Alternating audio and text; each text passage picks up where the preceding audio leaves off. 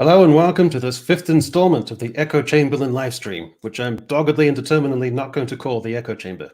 Thanks to everyone for joining us in the chat, and if you're half watching this in the midst of also viewing other media content and air typing while wearing Apple Vision Pro goggles, then I hope you can see me in between simulated app icons.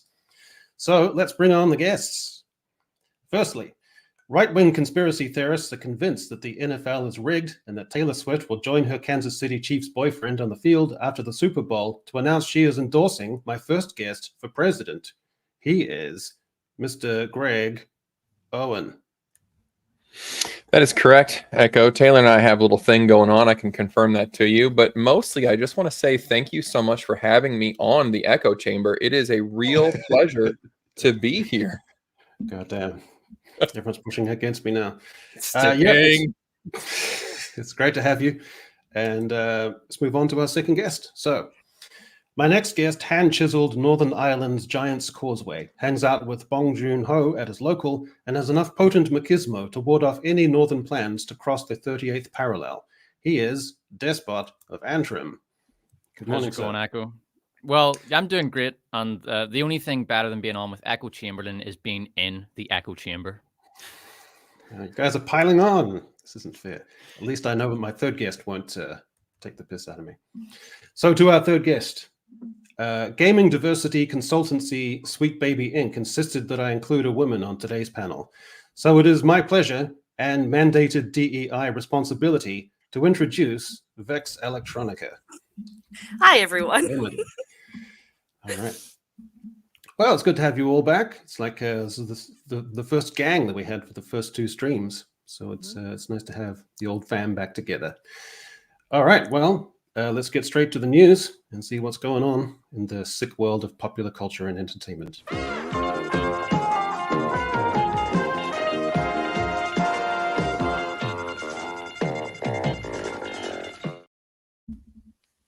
All right. Well, I thought I'd lead with this guy. You remember Peaky Blinders? Mm-hmm. Yeah. Paul Anderson, he was took the part of Arthur Shelby, who way back in that historical period was into the newly discovered sort of cocaine that was coming into Britain in that time. It turns out he got arrested, life imitating art, for having a bit of blow on his person. And so his lawyer came up with this brilliant defense, which I thought was fantastic, which is most method actors keep their antics on set, but Peaky Blinders' Paul Anderson took Arthur Shelby into the real world. More specifically, he took him into court. So he pleaded guilty to possession of cocaine, and his lawyer allegedly put the blame on his on-screen not-so-alter ego. So imagine you're in court, you're the judge. How skeptically high an eyebrow would you raise that this is your lawyer's defense? You will recognize the defendant from a very intense part that he has played in a recent television program. He is often recognized and does his best to please fans of the show by slipping into character. He was recognized that Boxing Day and tried to play up for the people. And because of the lifestyle he leads, people often give him inducements. So I think that's a pretty good approach from the lawyer. Case dismissed. It's over. I also understand that Sir Anthony Hopkins, sometimes people say, slip into that Hannibal Lecter role again, go kill some people. That's what we love about you.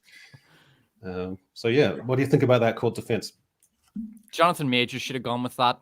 He should have said that was just he was just preparing for his role in Creed 3. He was playing, a terrible villain. Yeah, it might have worked, You want to double the pay for that lawyer. That's like chef's kiss defense right there. Beautiful. I mean, you got to come up with anything. This is the UK, right? Yeah, I have a feeling that this might work in an American court. Maybe they've made some wacky decisions, but I can't really see this passing in the UK. But fair play to the lawyer for going with it. That's impressive that he couldn't do any better. I mean, honestly, just plead guilty and take the slap on the wrist. It's the UK. Like you would. The only thing they will actually arrest you for in the UK is, you know, failing to applaud long enough at a pride parade. Other than that, you're good, right? Other than that, you're fine. Just plead guilty, take your slap on the wrist, and go home. Did they fire him from Peaky Blinders or something like that, or didn't he lose a role because of this? I'm not sure if he lost a role. He was in till the very end, but I think they want to do a full-length feature of Peaky Blinders. I'm not sure if that would work because I'd have to have Cillian Murphy come back. Yeah. Okay. I hope that it doesn't, because Peaky Blinders was really bad for online culture. The number of middle-aged white men who would post really tough-sounding quotes with, you know, Murphy's face right next to it was, or the Joker. It's a real epidemic online, and I want that stuff to go away as soon as possible. It's still there, in all honesty. It still pops up on my feed almost daily. Guys that I know in real life, and I'm like, we're just Midwestern average dudes, and they have a quote: "If you mess with my family, I'll fucking rip your throat out." Like, no, you won't. No, you won't. I know you. Despot, you saw the show. You're familiar with the show, right? I watched some of early season 1, and it was quite decent. I didn't. I'm fascinated to get special. Fascinated to get your opinion of New Zealander Sam Neill's attempt at a Northern Ireland accent. There's too much crime in the street, and we're going to round up all the people who are poisoning our neighborhood. I mean, you Sorry, you do a decent one, Echo. You sound like you're kind of from, like Derry, Belfast? maybe. Derry. No, not more. It's like it's not quite Belfast. A little bit. It's good though. It's a solid Northern Irish accent. Well, I just go Darren and then I go up at the end. That's basically. Oh yeah, no, you definitely. Yeah, no, you definitely sound like you're from Derry.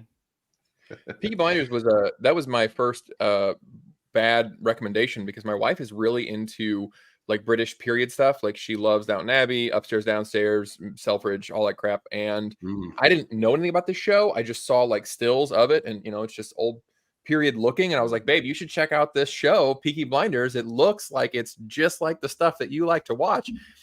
She watched the first episode, and it's not anything like Downton Abbey. So if you guys are wondering, that's not on the same level at all. All right. Well, fingers crossed that the jury looks leniently upon him. I mean, good luck. Briefly stated, I did get the impression with Peaky Blinders that it was really much more about the aesthetic than it was about the story. It was the aesthetic and the characters were very strong, and there wasn't a lot of story there that I could identify, or certainly none that I cared about. Just all characters and aesthetic, which was good, but that's not quite enough for me to get really invested in a show. I need a good story. I just didn't see one there. Well, we've just never seen a show in a Birmingham kind of milieu before, so that's true. I mean, I did, like I said, I did like the aesthetic of it, and I thought that they pulled off the production design excellently. The period looked great. Yeah. Well, also fingers crossed that the writer of that, Stephen Knight, can maybe pull out something decent with the new Ray movie, but I sincerely doubt it. Nah, even if, I think you might have said this before, Echo, even if he did produce something good, Disney, Lucasfilm will butcher that script until it's absolute garbage. So the older I get and the longer in the tooth I get, like there's an old, I remember hearing someone in the publishing industry whose job was to go through the slush pile, which means that hundreds of people who would send in their rubbish, terrible amateur novels hoping to get published. He would start off when he was in the full flight of his career at the beginning. He would read whole chapters to see if they were good. And then after a couple of years, he would read maybe the first page of a submission. By the end of his career, he'd read maybe the first sentence or even just stop at the headline before dismissing them. I'm getting to the point where I just see what a project is and I know it's not going to work. Like, I looked at Rebel Moon, and within 10 seconds, my intuition was this is going to be garbage. And now I looked at Argylle, and I thought this is, without question, going to be garbage and lose a ton of money. And I'm found to be completely right. It's totally bombed at the box office. It looks like garbage. The ironies are all terrible. The self-awareness looks terrible. The meta elements look terrible. It looks convoluted, too long. And how could no one see this train wreck coming? I remember watching the trailers. Okay, I'm going to be honest. I was going to go see it just because Henry Cavill is in it. Okay, I understand. But even no, he's not. He's not in. That's what. Yeah, basically, whatever's in the trailer is how much he's in the film, which even I could see coming. Because what Lost City of Z came out. Was it 2 years ago now? The Sandra Bullock film, God, I exact totally same forgot about that. premise. Yeah, same premise, except it's like instead of being a spy thriller, it's like an action archaeological history thing instead, right? But like everything is just straight predictable from even the trailer. It's cut very well. It's exciting. It's got nice music in the background, but you can just looking at that 2-minute trailer, just like I already know what this movie is going to be. So what's the point in going to see it? On top of that, it's an Apple film, which Apple's. I really think this is just another one of those streaming kind of kills the box office. Why would I go see this when it'll be on Apple TV in a month? Yeah, good point. I was optimistic about this one. I actually did like a prediction, 2024 predictions video, and I had this as one of my like, I'm excited about this one because I was hopeful, maybe naively so, admittedly, that it was going to be campy in a fun way. I was hoping that they would be just self-aware enough to know that it was kind of a goofy, you know, maybe not quite Austin Powers level, but also not take itself too seriously. I was hopeful, and then last week I was too busy to go see it. I was working too much, and I started to see reviews come in, and I was so disappointed that the first one that I was kind of hopeful about for the year already looks bad, and it's not setting a good tone. Is Henry Cavill okay? Like, we always assume that he's like super shrewd and intelligent and clever about his decisions, but is he okay? Because in the last couple of years, I don't know what's going on quite with him. He, as far as I gather, I'm the only victim of this movie here, right? Yes. So, I mean, I can't even begin to express just how all-encompassingly shit Argylle is. But we'll get to that. But on the Henry Cavill question, yeah, he's an actor who I would describe as someone who is great, but he's great, generally speaking, in bad projects. We had the fake mustache thing. This is his worst. I don't recall ever seeing him in anything worse than this. This is an early contender for worst movie of the year. Oh man. Wow. It's astoundingly bad. It's so much worse than you can really even imagine. It makes me worried. See, but he's in that Ministry of Ungentlemaning Warfare this year, and that I want to be good. And now I'm worried about that too. Yeah, I think that'll be good. Guy Ritchie, I feel, is more hits than misses in all. But let me be clear about this. Henry Cavill's not really in this. Henry Cavill is essentially he's like it's a guest appearance. The advertising campaign, even the photo variety is showing.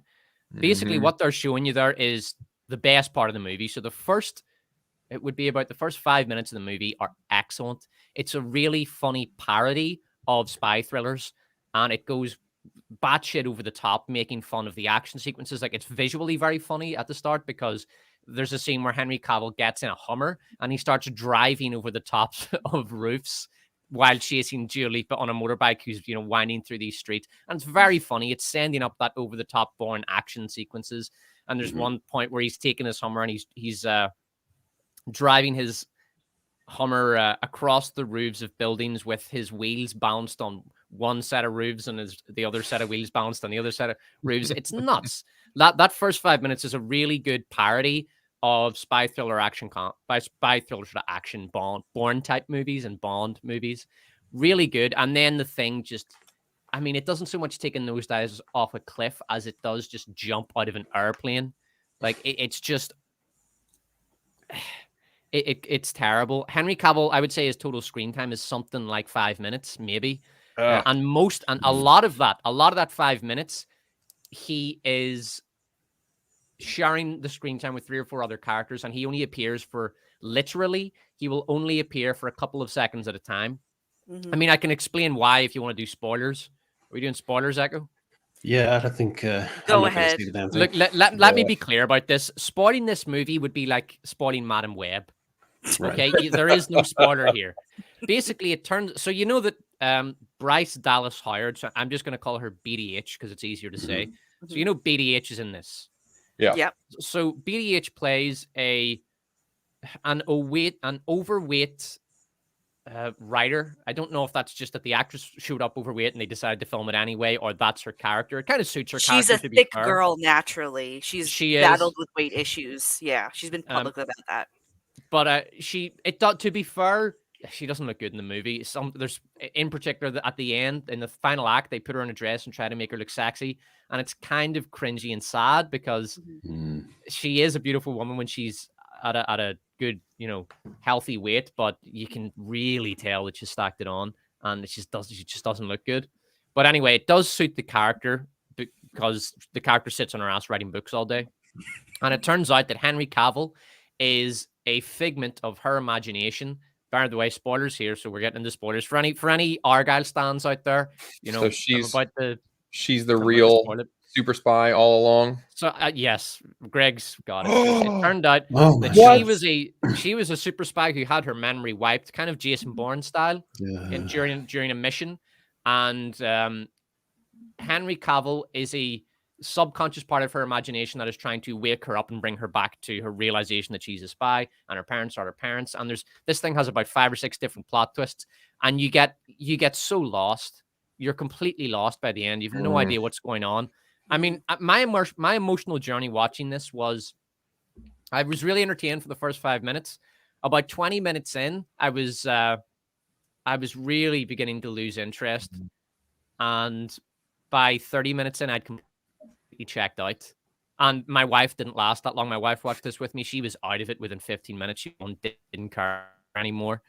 And I was before the 1 hour mark, and then I was reading reviews before it finished, and I didn't finish watching it.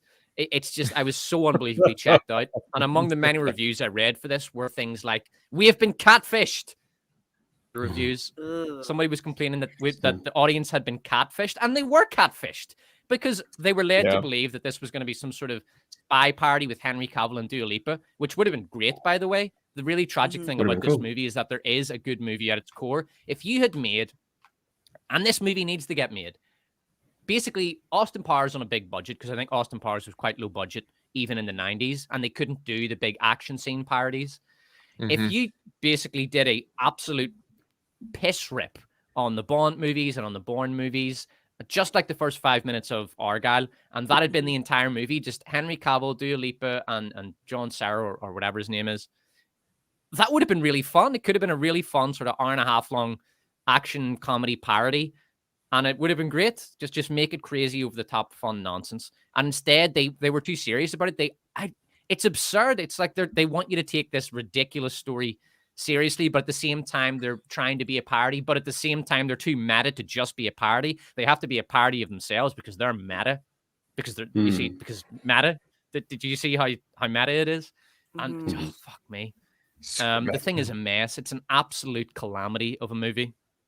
How was Sam Rockwell in it? Because I really like him. He was pretty good. I'll say that BDH was awful. This is maybe Bryce Dallas Howard's worst work. She is atrocious in this. She doesn't come off, she's not convincing as a spy. There's times where she tries to be intimidating, like, either you give me that box or I'll take it out of here. It's awful. Seeing her trying to be intimidating as a spy. She doesn't seem to have very good comedy sense. She doesn't play well with Sam Rockwell. The chemistry between them is poor. They don't play well off each other. And look, I'm not trying to be cruel, but she does look like shit. She is really overweight in this movie, like borderline obese. Man, it's bad. It's just so bad. This movie is a train wreck.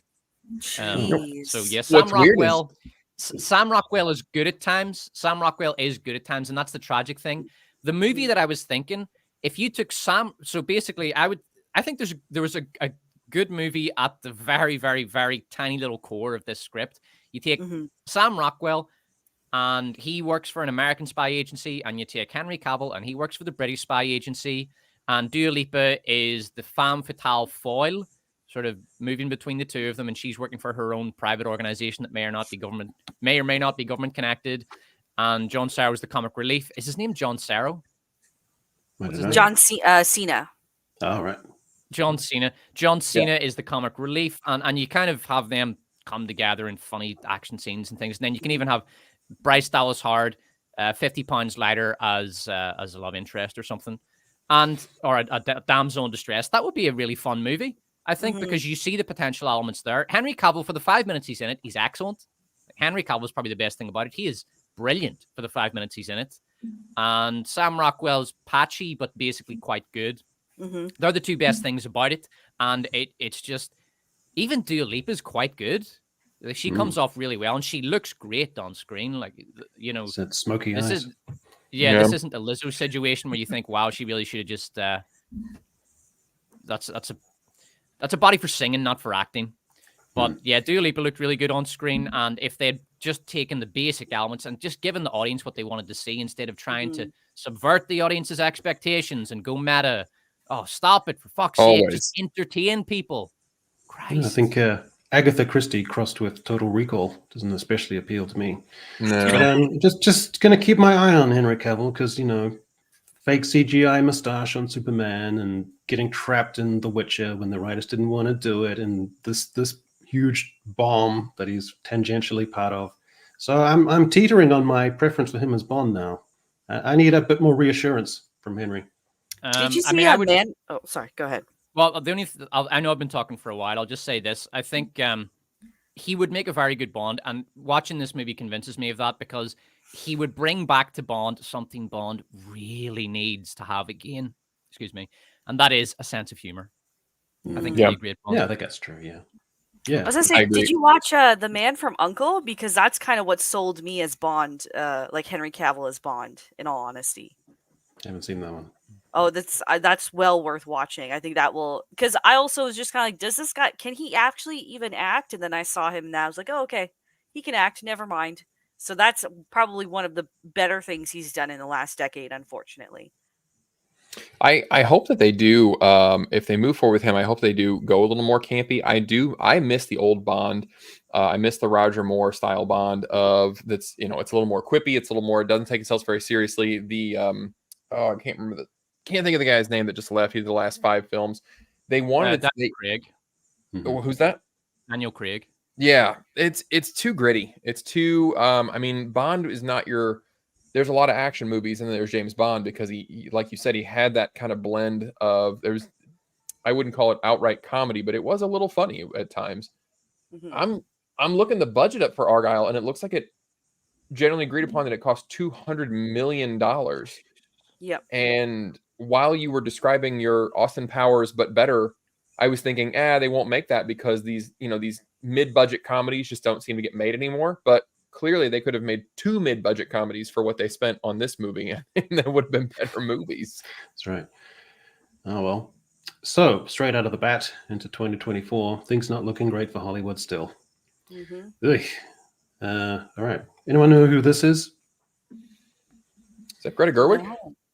No, good attempt. This is Michelle Terry. Alice Cooper's daughter? even better attempt. No, she's the head of the Globe Theatre in London. So she's playing Richard III. The famous Shakespearean iconic male character of Richard III. But the fact that she's a woman playing Richard III isn't actually the headline. So our disability groups have objected to the Globe's forthcoming production of Richard III, in which Michelle Terry will take the lead. The able-bodied Terry, who happens to be the Globe's artistic director, has apologized for the pain or harm that has been caused by the decision for me to play Richard III. Casting decisions at the Globe, she goes on, are made rigorously and always in dialogue with members of the many communities. One of the communities she seems to have ignored is that of white male actors for whom the bulk of Shakespeare's parts were written, but their absence is so routine that no one even notices these days. The Disability Actors Alliance published an open letter complaining about the inauthentic casting of Terry, without mentioning that Richard is a man and Terry is a woman. The letter states that Richard experiences and documents the socialized effect of an attitudinally disabling society. So, Despot, I think I need you for this one. The fact that she's a woman playing Richard III isn't the headline. No, I mean, to be clear here, Richard III is the humpback English king, right? That's right. Mm-hmm. So yeah, obviously in Shakespeare's original play, he's a humpback, which was not uncommon in Shakespeare's day. And today, I mean, if you were to render that on stage today, you'd probably, if I were to do a production of Richard III, I'd be very tempted to put him in a wheelchair. I think that would suit his character quite well. I think he needs to have a disability, or make him disabled in some other way. You could make him like a war amputee or something.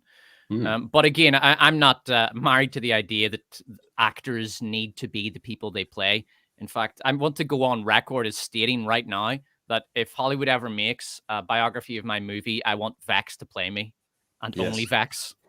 Absolutely. But yeah, this is just absolutely wretched.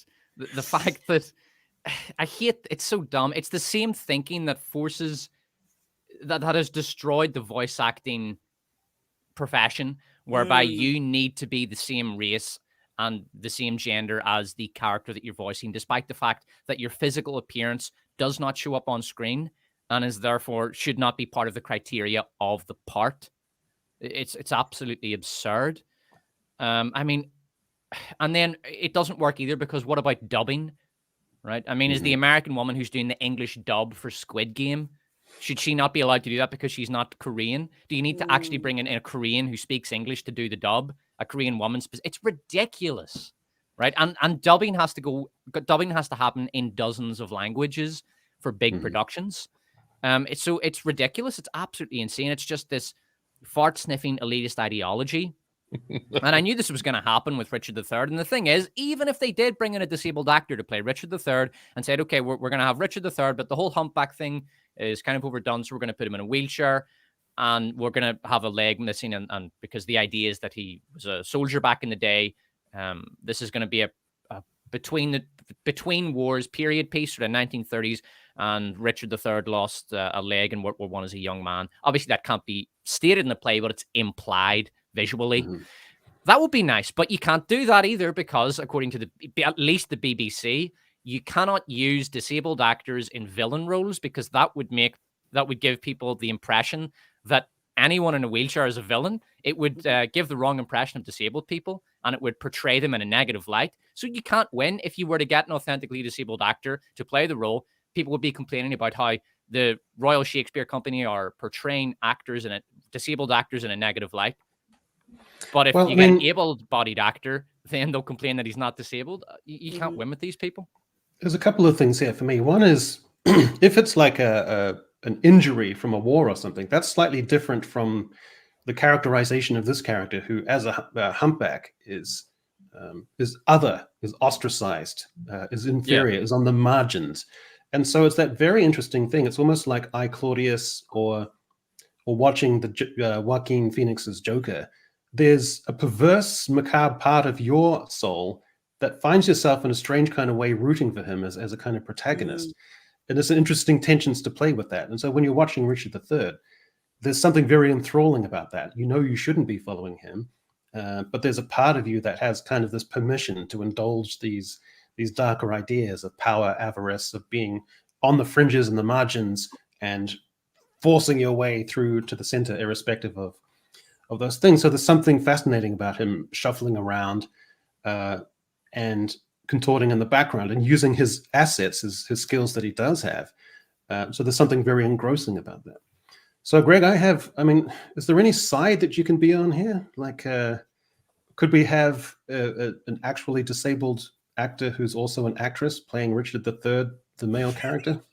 Well, no, I think Despot summed it up, that you're screwed both ways, because you either are leaving out the actual, you're being ableist by leaving out the disabled actors, or you're casting them as villains. And it's interesting that you bring that up, that in a way Hollywood's this isn't even Hollywood, this is entertainment in general, are hyper fixated on the physical stuff, and now they're boxing these people into boxes that they didn't want to. With the Snow White movie, they didn't want to cast actual little people, but then those people now don't have a job. Like that was those were 7 job opportunities that were right there on a very big stage, and they were like, no, we don't do that because it would be offensive.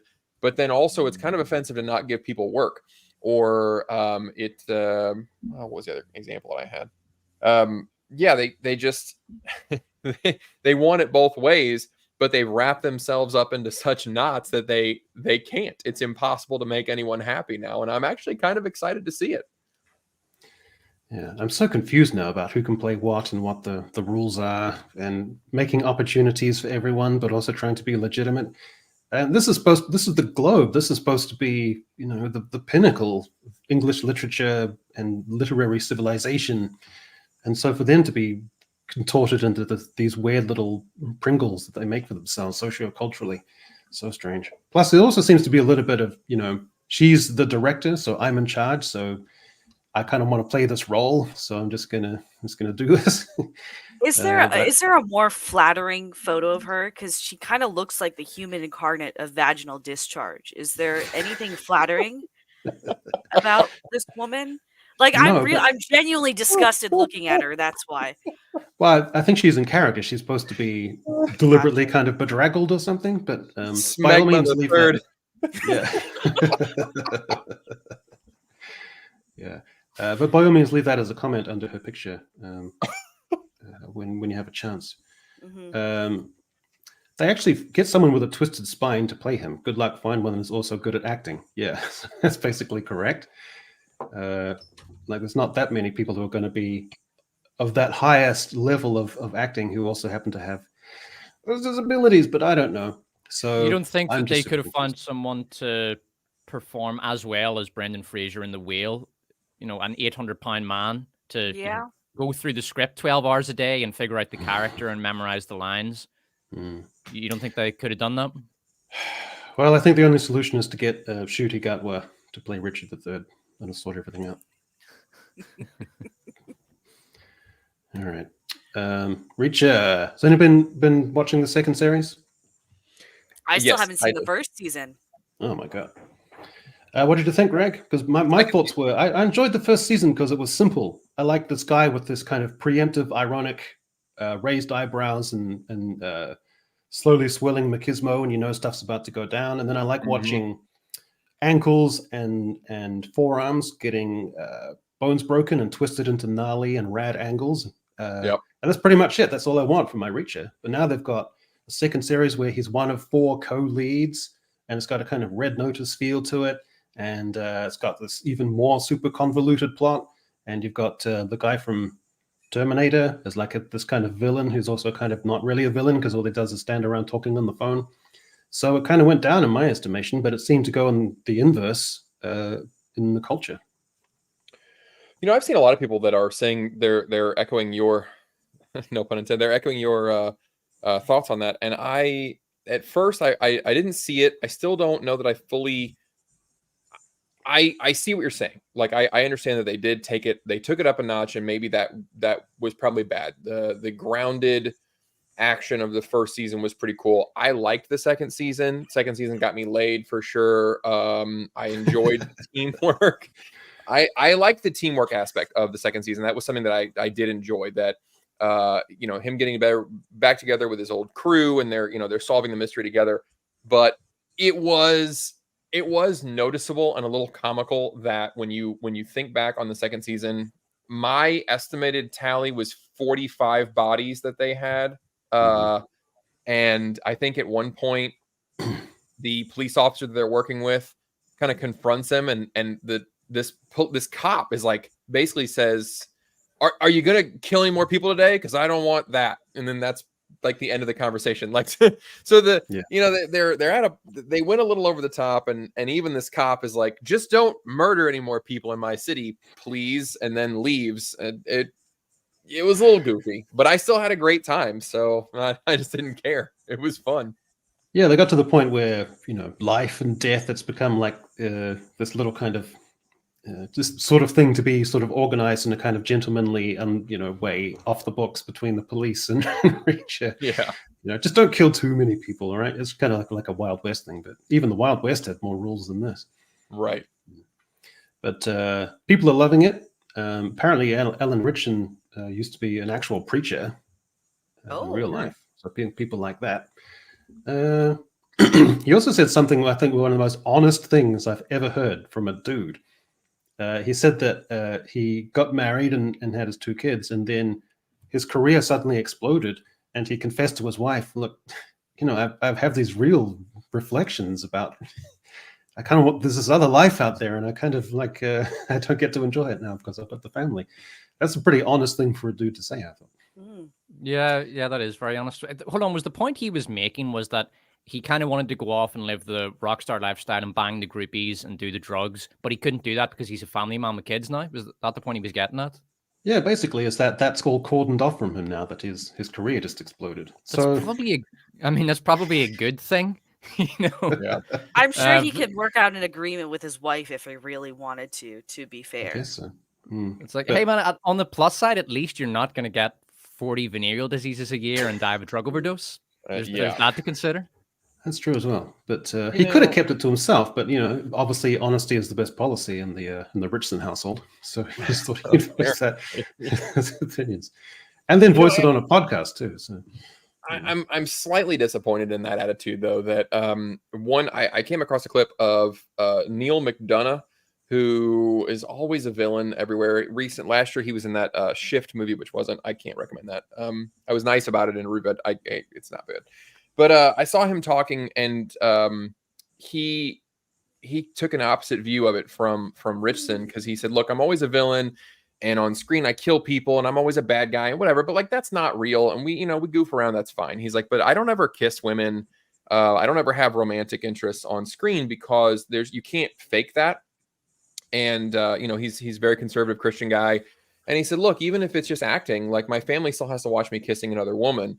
And I just don't want to do that to my wife, my kids, and I'll be a bad guy. I'll just fake murder people all day long, but I don't like to do that. And it is a little, I was a little disappointed in Richardson that he's very vocal about his, morality and everything. But then in the show, other character Dixon is, all over him. It does follow the books. So I guess as an actor, there's a certain amount that you have to sign away, but it's disappointing to hear him try to marry his professed morality, but then also say, if I were free, I would just go do everything. And that's unfortunate.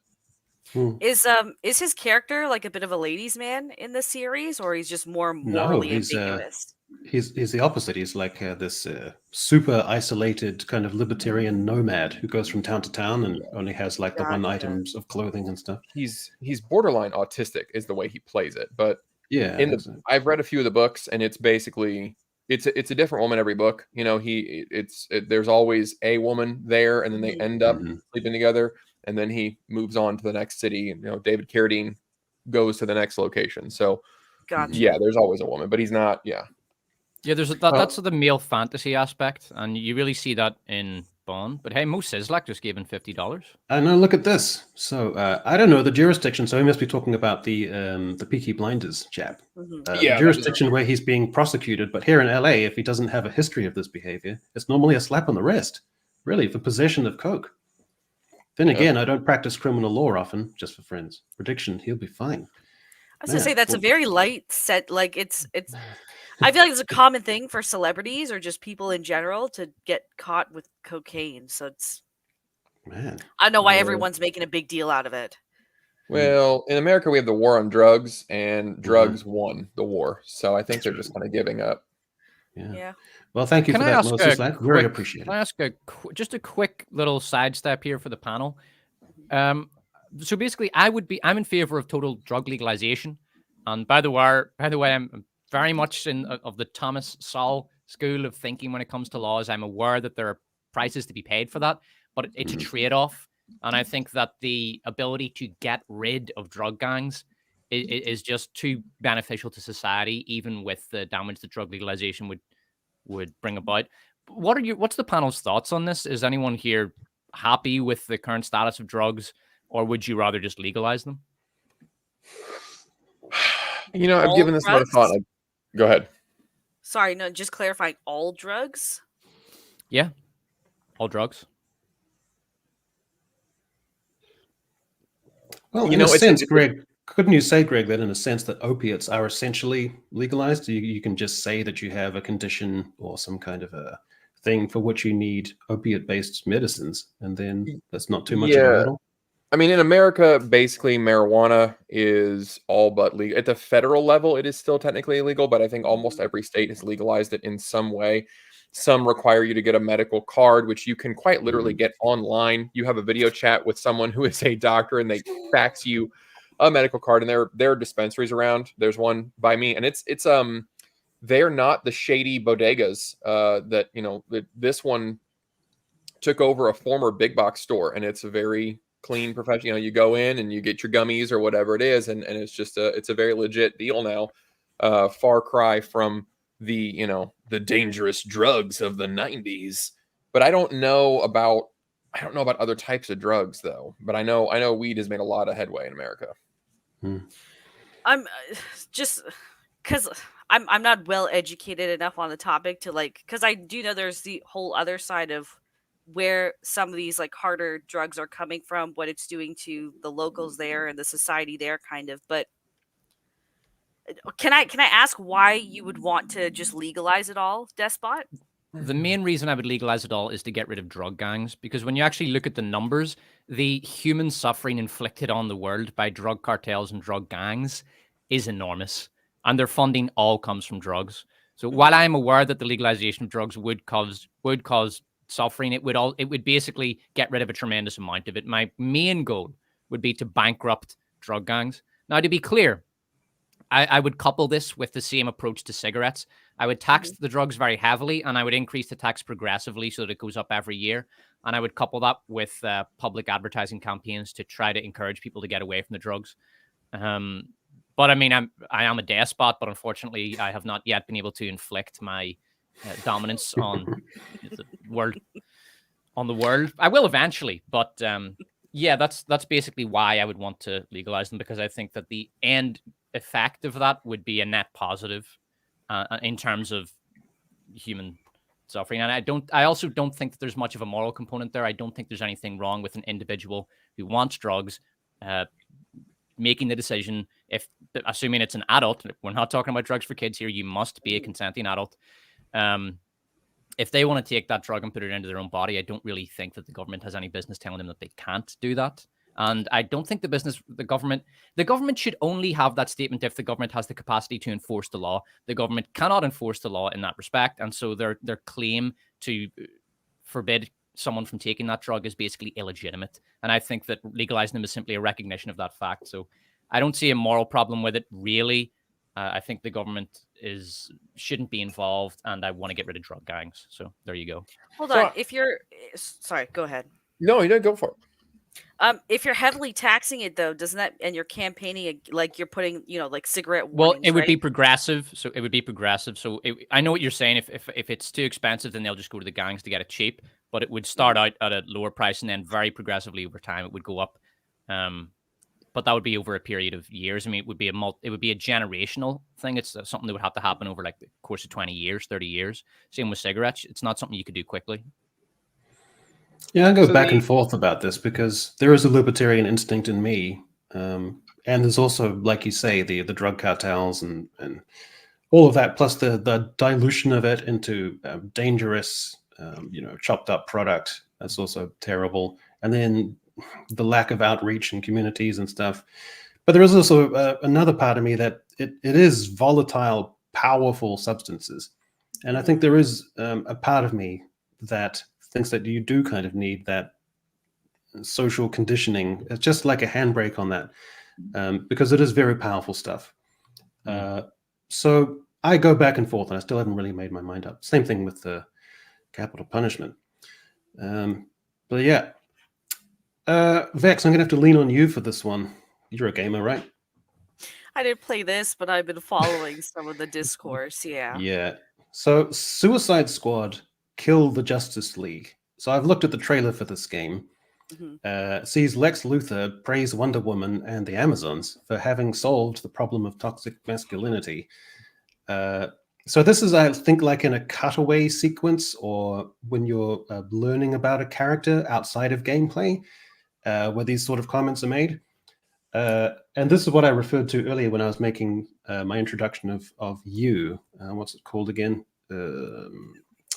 The Sweet Baby Inc. is this Canadian-based group whose sole responsibility is to be a consulting firm to look at gaming manufacturers and give advice and suggestions about how they can modernize it and make it more friendly for everyone, and basically layer in ideology without even having any particular creativity of their own. And so this thing, which I think took about 9 years to produce by the gaming firm, has landed pretty badly. And there's like a whole discourse about people wanting refunds and pretty average reviews online. So from your position in the gaming community and with your immense knowledge, what sort of feedback are you getting? I'm seeing a bit in between. So I'm seeing a lot of the big voices say that, oh, it's just a bunch of woke garbage and they're posting clips of it. I've read some other reviews saying like if this were just a straight campaign, it'd be much better because most of the story stuff is quite solid. Just the stuff that's floating around online, people are taking out of context in some ways. Mhm. Are you telling me there's a company in Canada called Sweet Baby Inc. and its job is to just inject political ideology into entertainment? Yep. Yeah, so they're based in Montreal, and then the gaming software company will go to them, and we kind of need your implicit kind of stamp of approval to just go through it, look at the gameplay, look at the characters, and see how we can make it more welcoming and lift the spirits. It's a sensitivity reading company. Yeah, more or less, but they also want to bring more empathy to gaming. And if there's one sphere of life where you're not particularly interested in empathy, it's gaming. You just want to like shoot people and run around and stuff. So a company was hired to inject political ideology into a game where I play as some of the scum of society and try to kill the heroes?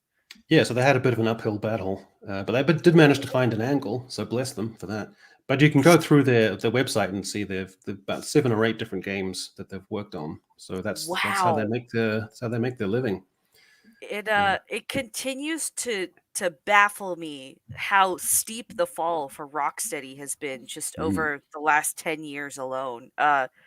This is a hailed developer that anyone, it doesn't even matter what the game is, they would be quick to buy it day one because anything that comes out of Rocksteady is usually gold, right? So I guess the founders of the company left at a good time. I imagine they wanted to avoid all of this flack because the two of them left last summer now. And they left one guy in charge who then took the reins.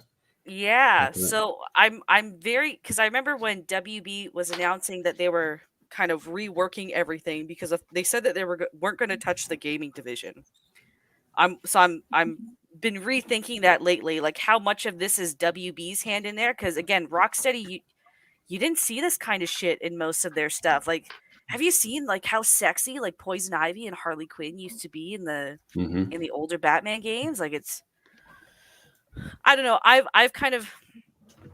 at a point where just if I see a AAA title coming out, I don't buy into the hype for it at all because all of them, it doesn't matter who it is, are all buying into this DEI stuff.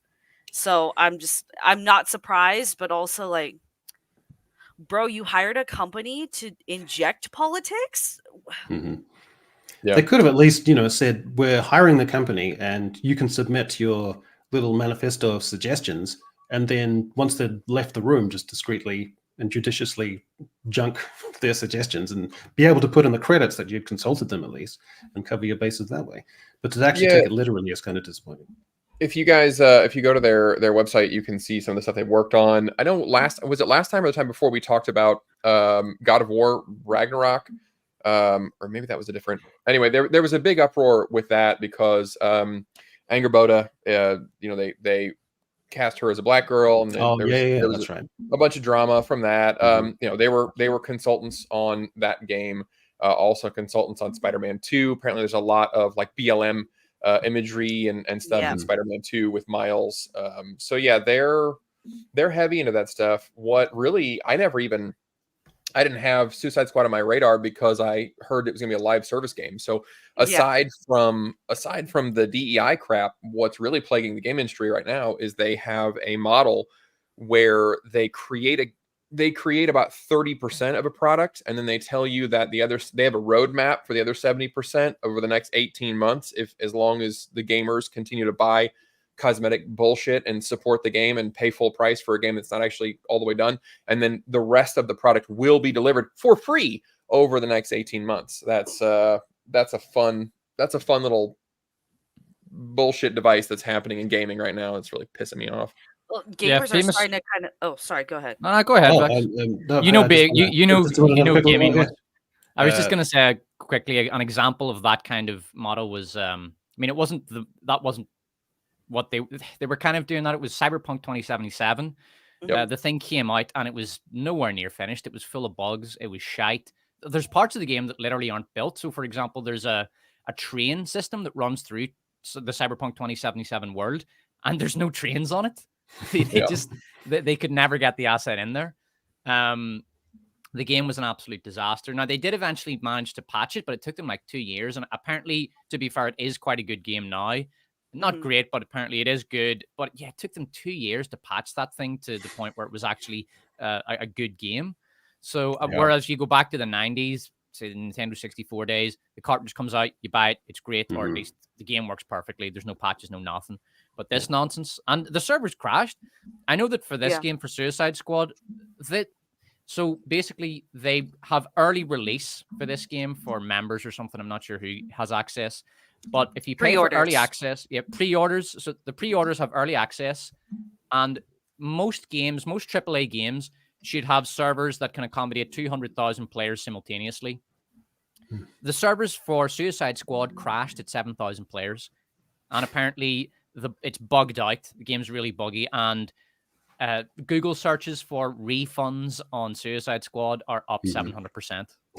Yeah, 790%. Yeah, which was insane. Yeah. So Moses, again, so did Cavill pick the role when The Rock's ex-wife was managing his career? I wonder if it's a leftover from that management. I hope so. It's really not a role. It's a cameo. Like, a lot of people seem to get the impression that Henry Cavill is a big part of this movie. He's really not. He's in the opening scene for about 3 minutes of screen time. And then the rest of the movie, he maybe has 1 or 2 minutes of screen time, intercut, like literally seconds at a time. It's just a cameo. Honestly, Henry Cavill's not really a part of this movie. This is Bryce Dallas Howard's movie, and she's fucking terrible in it. Sunbeam for what is that currency? Australia, $20. Have any of you seen Mark Gallagher 32? If an Aussie went to Hogwarts, he would make a good guest for your stream, Echo. I'm not sure if I want to allow any Australians onto my chat. Perhaps Robot here at a pinch.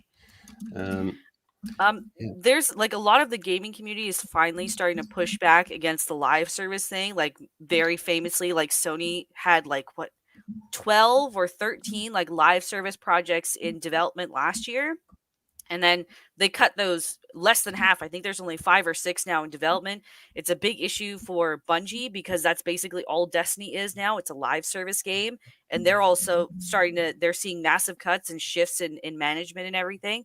So I think the community is going back against it at the very least, but also they've kind of allowed this kind of shit to get normalized when Call of Duty can just put out a recycled product every year and people are spending billions of dollars on just gun skins. FIFA as well. FIFA is maybe the worst game franchise for this. FIFA should release. Look, a AAA game takes 3 years to make minimum. Right. So, for example, Nintendo released Breath of the Wild in 2017. The Zelda Breath of the Wild. They released Tears of the Kingdom last year. That's a 6-year gap. Now that's a top AAA game. A 5 or 6 year gap between top AAA games in a franchise is normal now. So for FIFA to be releasing a new game every year is just, I mean, EA are just disgusting. They're one of the most disgusting organizations on the planet when you look at the shit that they've done. And it's just sick. It's the same game every year with a few new skins, basically. I mean, if you want to release a genuine quality football game with major improvements, it's going to take a minimum of 3 years. But they release a FIFA game every year. It's a fucking joke. And it sickens me that consumers put up with it. Yeah, well, and that's the sad part that makes me. It's that it is the consumer's fault, unfortunately.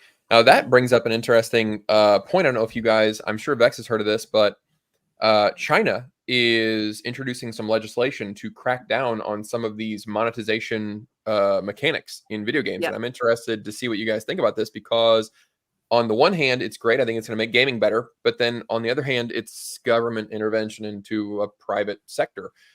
So China is proposing legislation that is going to ban loot boxes, or they're going to make it required that if there is a loot box mechanic, that they also have to offer items for straight up sale. So it's you can't just gamble to get the thing that you want. They have to set a price on things. So you can either decide you want to gamble for it, or you just want to pay a finite amount. They're getting rid of daily login bonuses or daily quest bonuses. They're getting rid I think they're trying to set spending caps so that you can only buy a certain amount of stuff per day. There's a whole lot of stuff in here, and I'm interested. I think there's an age restriction in there as well, if I'm not mistaken, too, right? Yes, I think so. Or maybe some of this stuff only applies when there's not an age restriction. So I think if it's 18 and up, then this stuff doesn't apply because adults can make their own gambling decisions, but kids cannot. Bonuses for first-time spenders, that's a big psychological deal that, for $1 you get this huge treasure trove of shit, and then you want to keep spending. What do you guys think about that? I think it's great. It's great that it'll change the games, but then I also hate the fact that there's legislation involved in that. I'm kind of with you. I'm on the fence. Like, a government shouldn't get involved, but also I'm just like, because China is like the biggest demographic for gaming across all platforms right now, right? So if it happens there, I think all of these other developers are going to see like, oh, it's probably not worth it to put all this shit. Maybe they'll start making actual games again. But Tencent recently announced, I think it was last year, because they've spent hundreds of millions of dollars just investing in all of these different game developers. I think the last big one was something like 25 million into Ubisoft a year or two ago. But now, because of that legislation crackdown, and there's also a few major companies like Activision Blizzard didn't even renew some contracts in the country because of this whole introduction of legislation and the gambling issue, right? I lost my train of thought. Oh my God. I lost my train of thought completely. I'm on board with it for the most part. I don't like that government's involved. I hope it changes things. I don't want it. I'm sick of the live service thing. I play basically strictly single player games at this point. I don't like the live service model at all. My point's going to come back to me. Oh my goodness. I mean, while you're thinking, I want to move on from the gaming because, Greg, I need you to walk us through this. Yep. Okay. Netflix's live-action Avatar series took out how sexist Sokka was in the original. A lot of moments in the animated show were iffy. Okay, so you're gonna have to talk us through this because I don't know what this is. Yeah, so this is a real bad sign because the trailer came out for this live action thing, and I was already dubious because the Avatar animation is 3 seasons. I think it's 20 episodes each. They're about a half hour each. So it's really not like a massive series that I think needs a live adaptation, and I think there's a lot that's going to get lost. So I was kind of wondering who this is for, and then you get this kind of news. So this character, Sokka, he's one of the 4 main characters, and he doesn't have the special powers that some of the people in this world have, and he's a sexist character in the beginning, and it is clearly portrayed as a stupid attitude. He's got this real machismo, I'm the man, I'm the warrior, men are warriors, women cook and clean kind of stuff. And his sister is always kind of giving him the side eye, look at this asshole, right? And very, very early on in the season, they travel to a place where all of the warriors are women. And he says, ladies, if you need help, I'll give you some lessons in fighting, and promptly gets his ass beat.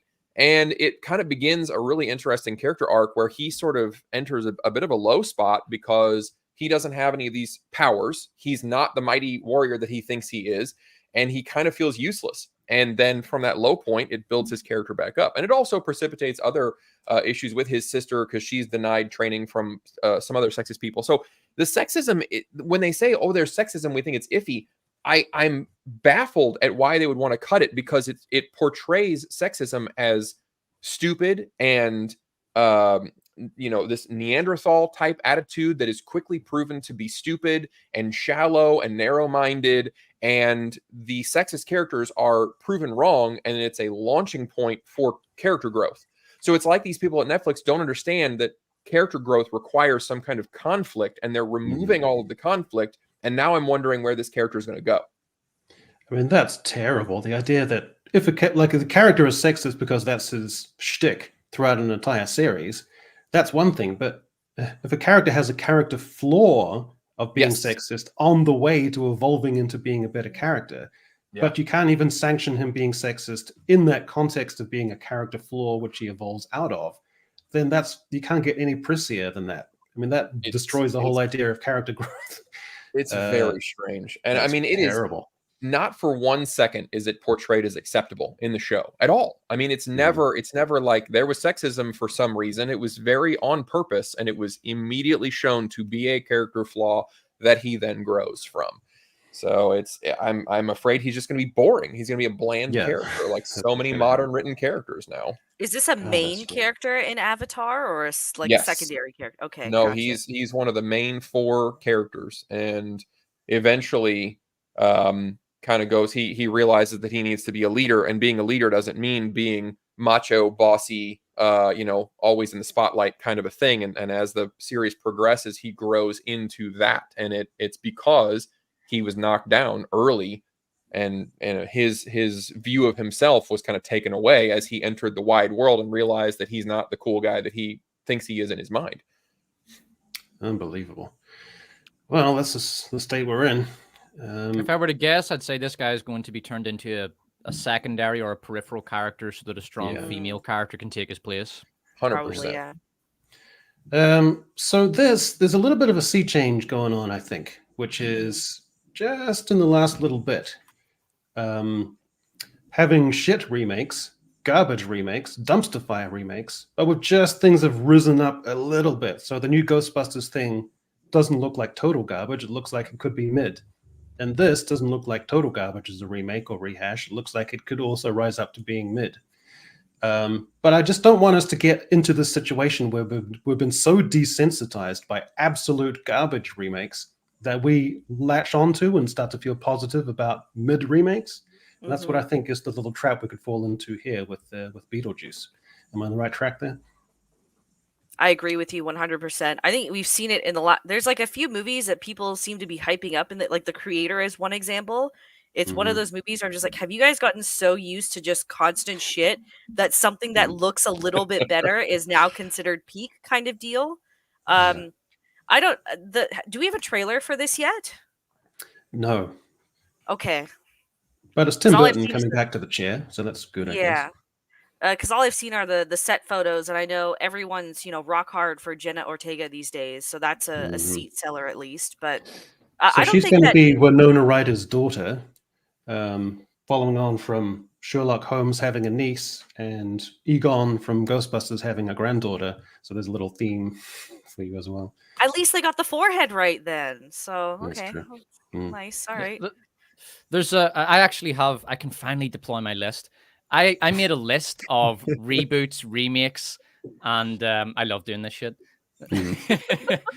I remind myself of Liam Neeson. There's this brilliant scene in I think it's called Extras. It's a Ricky Gervais comedy where Liam Neeson, I love that. He walks into Ricky Gervais and he says, Ricky, see, when I was interviewing with Steven Spielberg to play Oscar Schindler, I said, Steven, I'm the man for this part because I make lists all the time.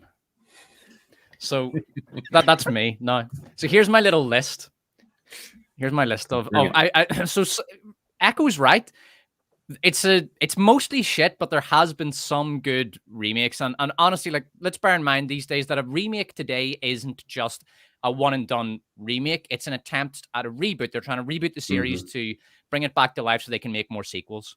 No studio is going to agree to a one and done remake anymore. They want to reboot the entire franchise and milk it for everything it's worth. That's the idea. Start a universe. Yeah. So here's all the modern reboots. So I'll start off with which ones that I think have been good.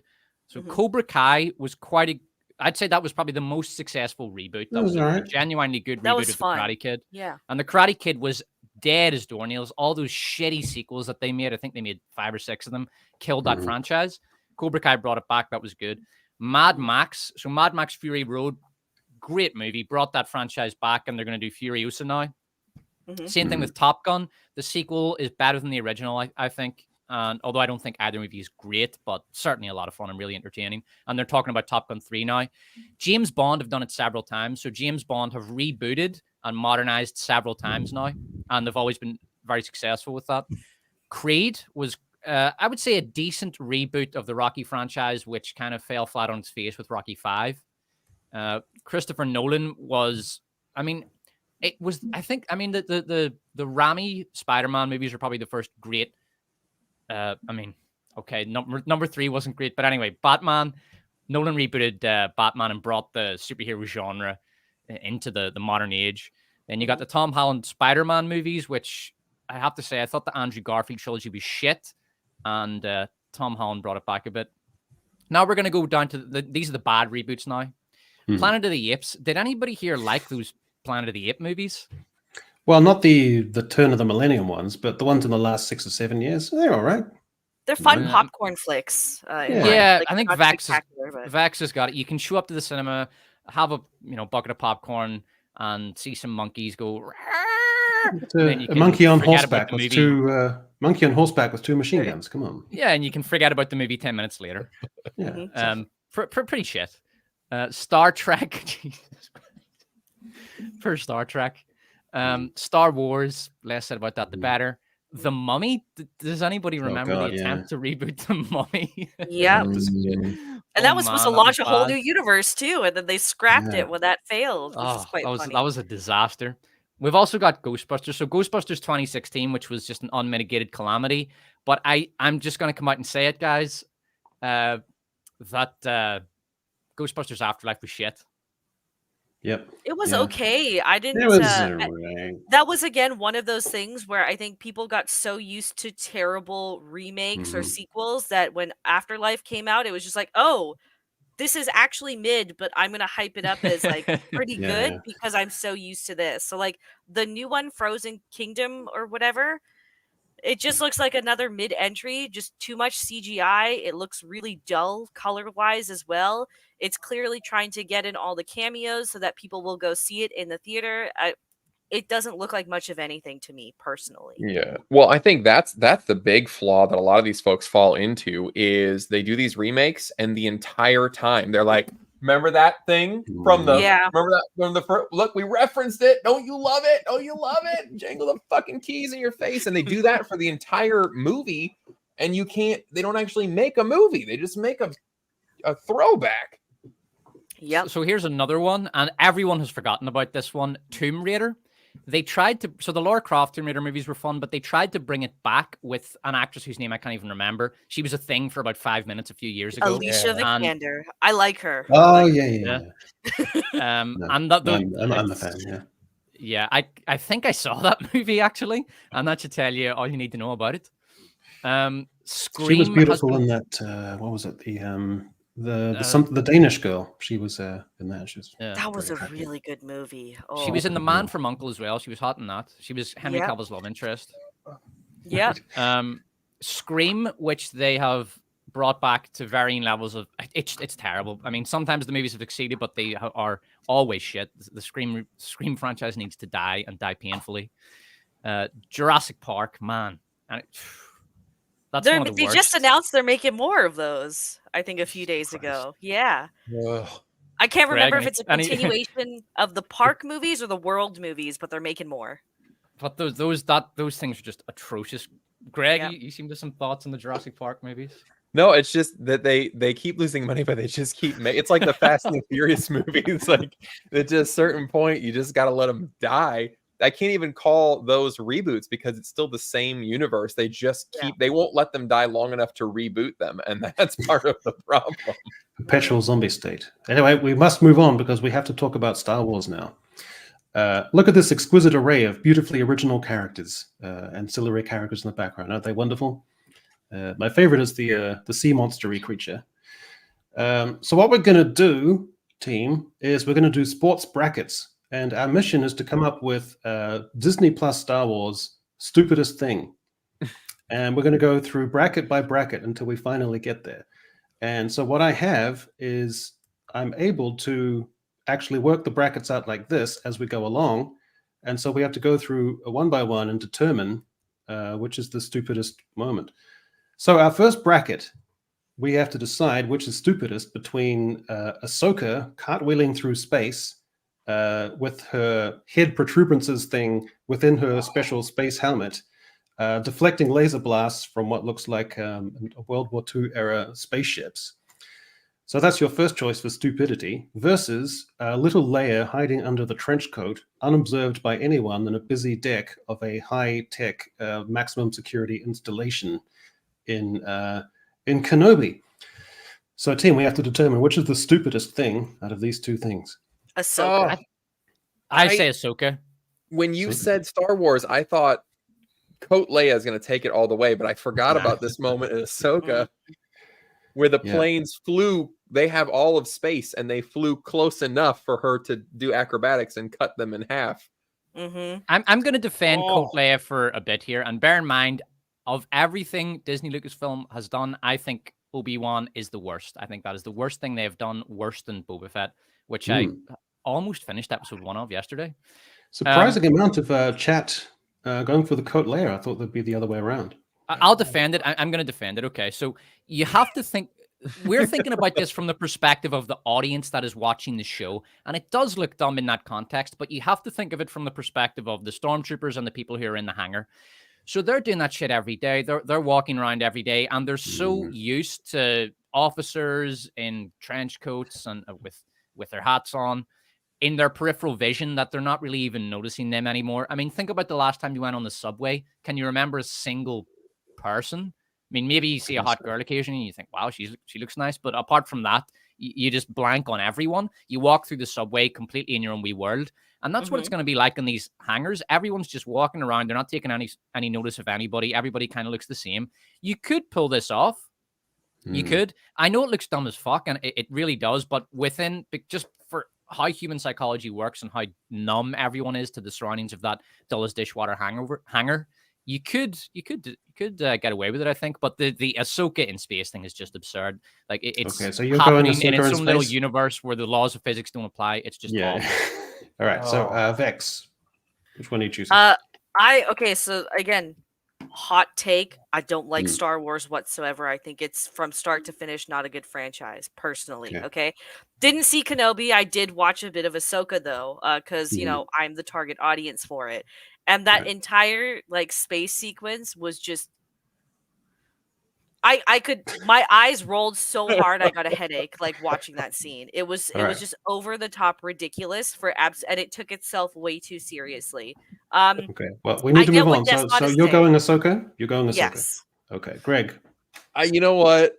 I don't buy Despot's defense of it, but I still do think that Ahsoka was worse. Her running across the ship while they shot it, it was so bad. Okay, so this means that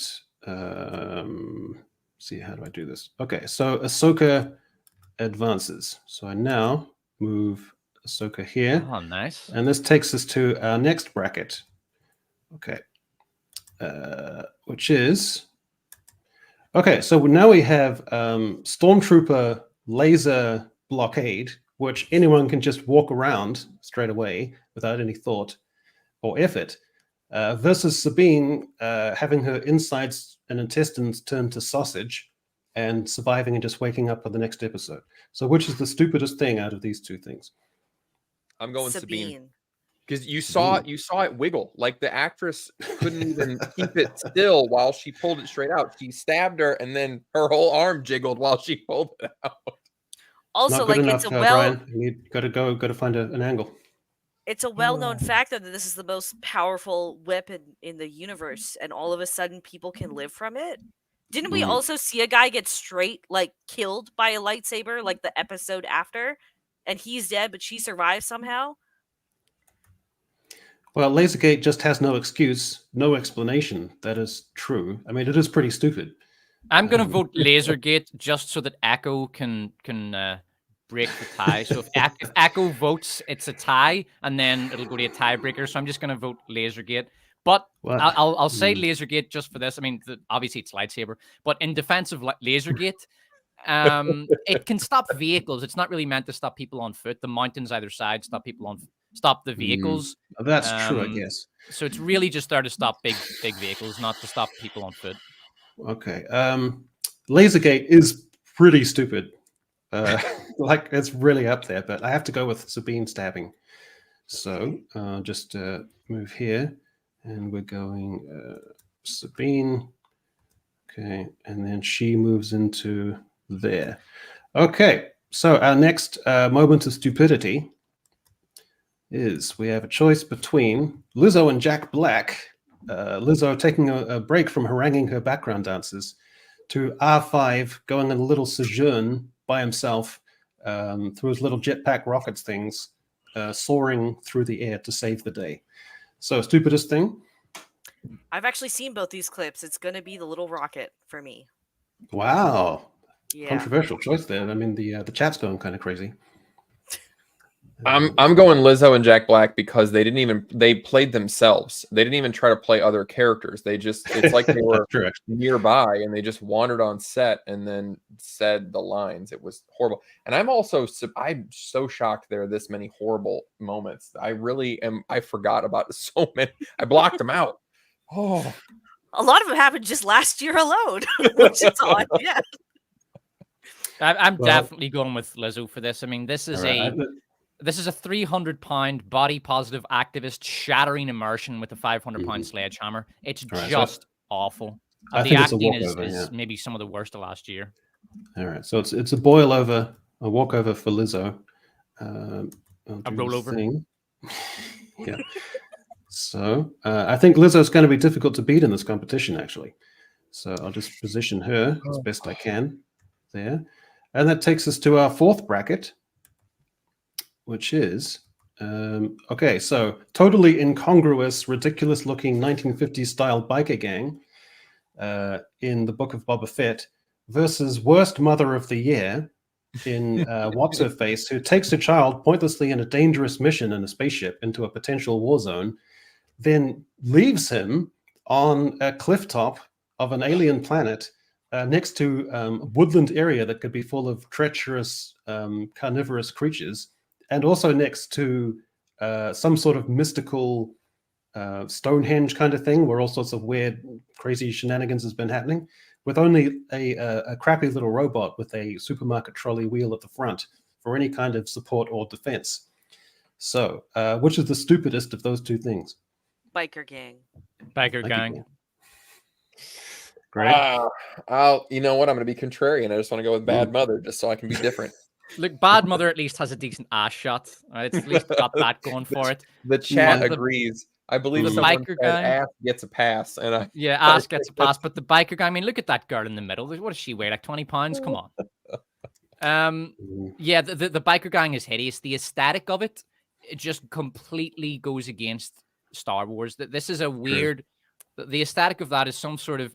Do you know what it looks like? It looks like a sci-fi show that was made in the 1960s. Yeah. And they were trying to guess what the future would look like. It's this horrible, cheesy futurism. It's fucking awful. It's so gaudy and disgusting to look at. It looks like a shot out of The Fifth Element. That's what it looks like. Yeah, but really poorly nowhere designed. Near that bad. Don't disrespect The Fifth Element. The Fifth Element is so good. I love The Fifth Element, but it did let's face it, some of those designs are corny. That's what makes it so brilliant. That's true. So that's true. We're going with the aesthetic is consistent. We're going with incongruous biker gang then. Okay. So fifth bracket. So Reva getting stabbed and also surviving. In fact, she gets stabbed twice, so this really counts for 2 stabbings in the space of one show. Versus 2 stormtroopers both getting knocked out by having their helmets slapped, and I think knocked together in a kind of Keystone Cops utterly nonsense spectacle of stupidness. So difficult one here. Which is the most stupid dramatically versus stupid in the moment? I am abstaining from this vote in protest that either of these moments could be regarded as stupider than the other. So Echo, you're gonna have to break this one. I just can't with this. Well, it's a tricky one. Greg, any thoughts? I'm still going lightsaber stab. Just the fact that we have established with Qui-Gon that a lightsaber stab will kill you makes all future lightsaber stabs deadly, and now I'm mad about them all. All right. Well, I need to consult a higher power on this. So, Z in the chat, I need your final ruling on this because I can't make a decision. Gotta phone a friend. Yeah. Yeah. So, Z, if you're there, I need confirmation on this because I could go either way because I think there's just the stupid slapstick in the moment kind of, oh my God kind of moment. Yeah. And also the wider said- expanses. He said after the slap, she should have pulled a wedgie. I think one of the stormtroopers should have held their hand up like this to block from the eye poke, and we would have been good to go. Yeah. Well, Reva then. I don't know. I could have gone either way. I was leaning more towards the slap, but Reva it is. Okay. Let's move that into position. All right. So onward we go. We're making very good time with these brackets. And let's see what our next two stupid things are. So, oops, went the wrong way. Okay. So, Baby Yoda goo goo gaga-ing while being chased around by Imperial whatchamacallit guards who are stabbing their little lightsabery whippy things, whatever they are, while he's scuttling about, being a cute little baby on some random thing which has no practical function of some kind of platform, versus the world between worlds, where Ahsoka somehow doesn't drown despite being in the ocean for approximately 9 hours. So, where do we go on this? Baby Yoda. Baby Yoda stupidity. I would go with World Between Worlds. Everything involving Grogu in season 3 of The Mandalorian, it was cringy as fuck, and all of it needs to be. Well, surprisingly, Greg's right, but I mean, the World Between Worlds, the show is so lazy that it doesn't even bother to offer an explanation as to why she's still alive or how she's still alive or what the World Between Worlds really even is. It's just laziness. It's like choosing between diarrhea or pink eye. Trying to appear profound by hiding behind vagueness. Hold on, what's he saying? That's like choosing between diarrhea and pink eye. Yeah. So Z is pretty hot about the World Between Worlds, but a lot of people seem to be leaning towards. Oh, geez, I just have to look at the chat one more time.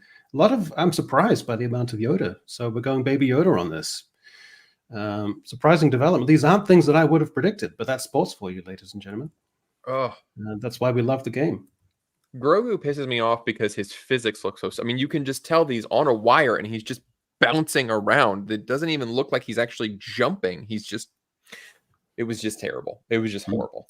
Didn't he die in season 2 and they brought him back anyways because he's like a show favorite or something like that as well? No, in season 2 they sent him off with Luke Skywalker, but the Disney merchandising department decided no, he sells too many toys, so we're gonna have him back in season 3. Gotcha. Okay. That's actually when everybody checked out of Mandalorian. When he showed up in episode 1 of season 3, everyone was done with the show. Yeah, that's true. Gotcha. Okay, so we have a character called Wade, who for some bizarre reason was built up as being this emotional thing when he dies, when he only had about 20 seconds of screen time, so no one knew who the hell he was. And then there's this huge thing where, like, this other pilot in his squadron is ashen-faced and almost in tears about the death of Wade. No one knows who the fuck he was or what he was doing there. It was so bizarre, but it spawned a whole bunch of memes about, the death of Wade. Versus Princess Leia defying all natural laws of the universe and gravity by somehow managing to outrun 2 or 3 hardened adult bad guys hell-bent on capturing her. And then her scuttling down into the wilderness, and then her pursuers getting swatted by branches in a completely ridiculous spectacle that made you almost think, how could human beings have actually written this? So there's your choice. I'm going to give my answer in a non-verbal response, and it will be up to the panel to interpret it. All right, you ready? Go. Okay. Brilliant.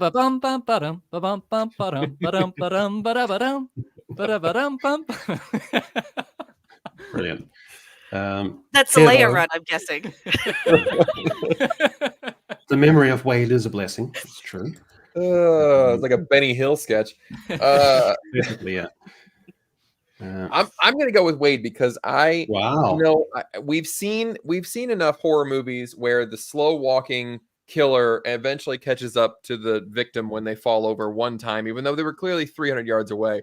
But something that really bugs me is forced emotional, like when the show or movie just looks into the camera and says, "You need to feel sad right now." That angers me. So Wade. Jeez. Wait a minute. So, Vex, which one are you? I haven't seen either of these clips, so I so can't. you're right. Yeah, Okay, so it's neutral. down to the boys. Leia seems to be the one in the chat, but a lot of satirical love for Wade. But satirical love doesn't cut it because we're talking about pure stupidity here. Okay, so Leia advances. Okay, and then just one of our initial brackets before we get into the quarterfinals. Okay, and that is, okay, so black sperm space whales that can take us across the universe versus You Are the Queef Between My Wings of Sabine. She's been a Jedi for about 5 minutes, and then she uses her force powers to just project Ezra Bridger, who she's not in a relationship with because they're just good friends. And then purple-haired chick lady with the force who learns it quicker than Luke ever did because she's awesome. Force pushes him up into the spaceship. So what are we going for here? Those actually look like penises. That's really terrifying. Mm. I'm going to have to go with, just for the shocking visual, that's my pick. I got to go with the whales because it allows me to make this joke that they got away with a group of whales and thus it was an escape pod. That's not bad. Good actually. work, man. That's pretty good. Yeah, that's impressive. I'm going with the force push. I have to go with the force because it cheapens the force. Yeah, and I know that is Disney even canon anymore? Who cares? Who cares Nobody about Star Wars? knows. But at the same time, to take someone who isn't even able to move a cup on a table, yeah, and a couple of days later, she's able to push this guy from this platform way up onto a spaceship. It cheapens the force so much, and it essentially turns it into a cheap party trick that anybody can learn in a few hours. It's just disgusting. Yeah, it's pretty bad. All right, so this takes us into the quarterfinals. So now we have to decide just based off the screen here. So now your choices is going to get harder and harder, but Ahsoka cartwheeling through space versus Sabine stabbing, which is the stupider thing. I'm going to say Sabine stabbing because it sets the precedent that vaginas give you armor. All right, boys. I got to go with cartwheels because the idea of lightsaber battling a spaceship is like the coolest fucking thing you can possibly say, and they managed to screw that up. So there you go. All right. I'm gonna have to go with Greg on this. The lightsaber in space thing is just so unashamedly shite that it just deserves to go through. Yeah, it's ridiculous. I mean, it's like it's laugh out loud, but also cry at the same time almost. So it's that kind of level. All right, now things getting a little tricky here. So Lizzo breezed through the first rounds, wasn't even properly tested. But now we have Lizzo versus 1950s incongruous bicycle gang. So a little bit more competition for Lizzo there. Greg, what do you think? I'm still gonna go with Lizzo because it just it's a higher level of just like we don't know how to decorate this scene. It's like we don't know who our audience is, and we're just throwing shit at the wall and bringing in whoever we think will get us some kind of attention because we're totally bereft of ideas at this point. It represents a deeper problem. That's why I'm going with Lizzo. Excellent. Despot? If either of those three biker gang members had forced their co-workers to eat bananas out of strippers' vaginas, then I would go with them. But unfortunately, they didn't. And Lizzo did. And she's in Star Wars. And that upsets me. And so I'm going to have to go with Lizzo again. Lizzo as well. Yeah. All right. Well, she's a powerhouse contender. It's going to take a lot to dethrone her. All right. So to the other side of the brackets here. So Reva getting stabbed versus Baby Yoda goo goo gagaing around being chased by Praetorian guards. Greg, which way do you lean? No, I made such a thing about the stabbing, but Grogu pissed me off too. It was supposed to be like a light fixture, but it wasn't even a light fixture. Yeah. I'm going Grogu. I'm committing. Okay. I'm going to have to go with Reva on this still because when I saw her stabbed in that show, I was like, thank God she's finally dead. Like, she'll go away now. The show can just be about Obi-Wan and Vader. I was so disgusted when she came back in the next. I wasn't that surprised, to be honest. but I was so profoundly disgusted when she just wouldn't go away. Right, I so you compared go- it to like an unwelcome house guest at 5 a.m. who just will not go away. Right. I have to go Reva on this. Okay, Vex, your thoughts? Stab as well. Yeah. Stab as well. All right. I don't know. There's a lot in Grogu, just because it's placing in the show. It's like part of the climactic sequence where everything is falling apart visually, and you're almost in tears about how could they have got to this stage. But the Reva stabbing does have worse elements to it, leading to the Ewan McGregor stuff, etc. So there's extra aspects. All right, now this is a clash of the titans. Oh my god. Leia running versus Queef beneath my wings, force lift. Jeez, Just for your this is description, I just want to go with that. Yeah, me too. I'm gonna go with the queef just for that. Despot, your thoughts? I'll just how do you just go with- separate these two? I mean, I suppose with the Leia thing, you could make the argument that the gangsters, because they're gangsters, they're just having fun. They're playing around to amuse themselves because they're bored. They've been waiting in that forest for presumably 4 hours for this kid to show up. So they just want to. They didn't want to wait 4 hours for nothing, so they're trying to play it out a bit. But the force thing is just unforgivable. It breaks canon basically. So I would go for the force lift. Unanimous. Right, yeah, unanimous. I think. All right, so now, oh my god, semi-finals. Jeez, this is it. All right, so I don't know how we're going to separate these. Oh, you knew this was coming. And somehow only one can pass through. We have. Oh my god. So Ahsoka twirling in space versus flute playing R&B overweight performer Lizzo. Cheating Grogu. Okay, so Greg, you've got to decide. Doesn't get any easier. I'm gonna go with. Oh, I'm gonna turn my phone off. Block that call. I gotta go with Ahsoka in space because it there's the implications for the show. Lizzo can just be written off as a one-time bad mistake, but that Ahsoka in space it's bad. It's real bad. Okay, Despot. Yeah, Greg has me convinced. I think he's right. Lizzo was a disaster, but it's not like the original trilogy didn't have their disasters. I mean, they had the Ewoks, and the Ewoks were just a bad fucking idea. Star Wars has some bad ideas sometimes. This was definitely one of the worst ones, but the Ahsoka in space thing has broader implications, which are just universe destroying. So I would take Ahsoka in space. Vex, any dissent? I'm actually gonna go Lizzo. I mean, you both have a point in that. Yes, it's like a one-off, and it doesn't have any implications for the universe, but it kind of shows you what is in the minds of the people running Star Wars, that they thought that this was a good idea right before it was announced that she was also sexually assaulting all of her dancers. So I'm gonna go with Lizzo. Good layer. Good argument. Wow. But I need a few more from the chat. Z, are you there? You're my go-to kind of guy. Z is like that pretty chick in what's that that countdown show in the UK, and she does flips all the numbers and things and works out all the equations. Because I'm stuck because Lizzo, I was going to take a hell of a lot to. Kimberly goes Lizzo. Princess Fiona is absolutely sure about that. Lizzo was a pointless cameo. All right, okay. Well, that's good enough for me. So, Ahsoka cartwheeling through space is one of our grand finalists. Oof. Who would have thought? Okay, and this leads us on to Reva stabbing versus Queef beneath my wings as the stupidest moment. So, Greg, we're going to do it one more time. Came up with that. Yeah, we're going to do it one more time, Greg. Okay. You know what? Just because I want to see, I'm going to go with the Queef because that is an implication for the physics and the lore of the universe, and so does Ahsoka. And I want to see which of those we think is the worst implication for how the universe actually works. Mm-hmm. Despot.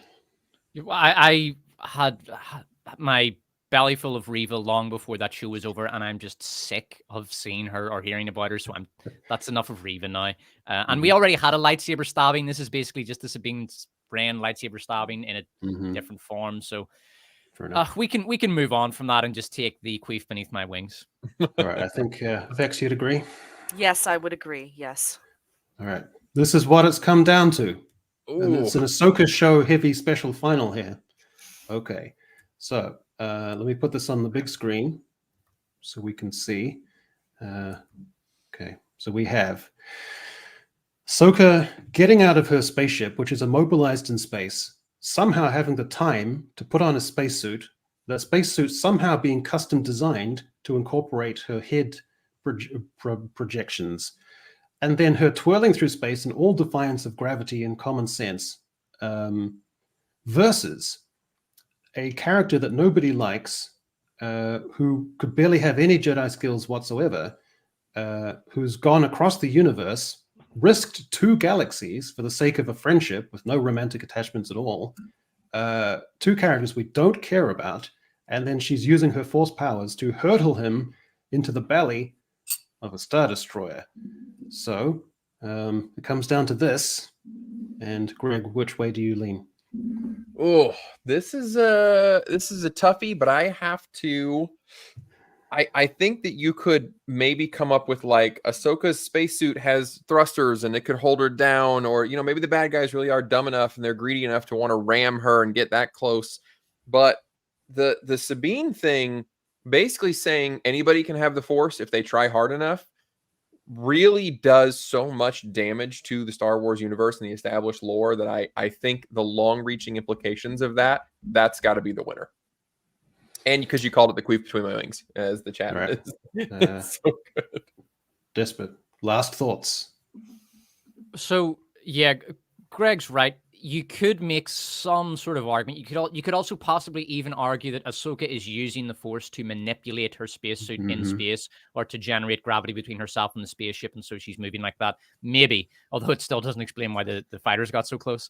But the queef beneath my wings, the problem with that is it takes the Force, which is something which you need to be trained in for decades to develop proficiency in, and you need to continue to train in, and it cheapens it to the point whereby anyone who just feels like a Jedi can basically be a Jedi. It's essentially, Sabine Wren is basically the first trans Jedi.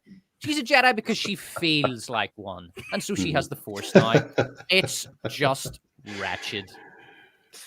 All right. Okay, so Vex, any dissent? I'm gonna go with the Ahsoka scene. I'm not as deep into the Jedi lore, but I get what you guys are saying. But just the intent behind that entire Ahsoka scene, which stretched on for a very long time, so it wasn't just momentarily she was in space. There's a lot of heavy lifting that you got to do to try and explain that away, and it did look god awful. So I'm gonna go with Ahsoka. All right, so I think it's Sokka there. But overall, our winner for stupidest moment in Disney Plus Star Wars is going to go to Queef Beneath My Wings. Who would have thought? I mean, look at the competition that scene had to beat in order to get the #1 spot, to win the crown. That's astounding. I feel like award for best namer goes to Echo, because that was fun. I think I have to attribute that to the Brown Alliance at some stage. But yeah, so that is the stupidest scene. And look at all the stuff we had to get through, man. Jeez. So well done, everyone, and well done to the chat for all your contributions. You did spectacularly. So I'll add that back to the stage. Now I'm going to go back to this. Okay. Alrighty, well, that was exhausting. Phew, man, at least we have an answer. Okay, Despot, you were talking about this in a video from some months ago about culture kind of being exhausted a little bit, having played itself out. Yeah. And I kind of wanted to raise this question. Are we over the hill, or is the culture over the hill? And what I think about from time to time, Despot, is when cool culture kind of wound down. And I got several timelines. One is 1994, when grunge had gone, and then Kurt Cobain dies and Tupac dies in the same year. Then I also kind of stretched to 1997 with OK Computer and Britpop and stuff like that. And then sometimes I stretched to 1999 with cool films like The Matrix and things like that, which all came out then. And sometimes I'll even stretch as far as maybe, the Strokes and that whole scene in New York, sort of 2006-ish. But that's as far as I get, because I think the culture when it had a visceral sense of something is happening that's just exciting and gripping, and we're being taken in this direction, and all abruptly we've been taken in this direction, and look at these icons. So that's my kind of timeline. Do you have a similar timeline about when the culture kind of wound down? I have an exact timeline. So I have extensive Spotify playlists with all the albums that I like on it, and so I know I have this all very clear in my mind. So basically, the timeline I have, I think that modern, if you're talking specifically about music, the modern music falls into two main, really three eras. So the first era is the rock and roll era. That's the post-jazz era that goes from sort of the early 1950s to 1966. And that's the kind of proto-rock. All that, like Little Richard type stuff, Elvis. And then you get the more sophisticated stuff in the blending of folk and rock and pop. And for me, that's a very long period. That really goes from 1966. And I would say that 2008 was when that died. For me, the death of the popular music era was the 2008 release of In Rainbows by Radiohead. That is the swan song of the popular music era for me, because I think after that, it became so fractured and so shit. And there's the bands died. So it's generally, when you look at the sales of rock music and the popularity of the artists in the charts, rock music is generally regarded as having died in 2012. There's a really good YouTuber called Rick Beato who would make that statement. He says rock music died in 2012. And so I would say 2008 was the last year of that great cultural period in music. Greg Owen says 70s was absolute peak. That's too. I mean, the 70s was good, but the thing about the 70s is there's a lot of good music, but there's not a lot of great music. I mean, you've got Blood on the Tracks, obviously, by Dylan in the 70s, which is probably the best album of that decade. But in terms of really great albums, I would say the 90s is the best decade. The 2000s is still decent, but it really winds down after 2008. And it coincides with the great economic collapse.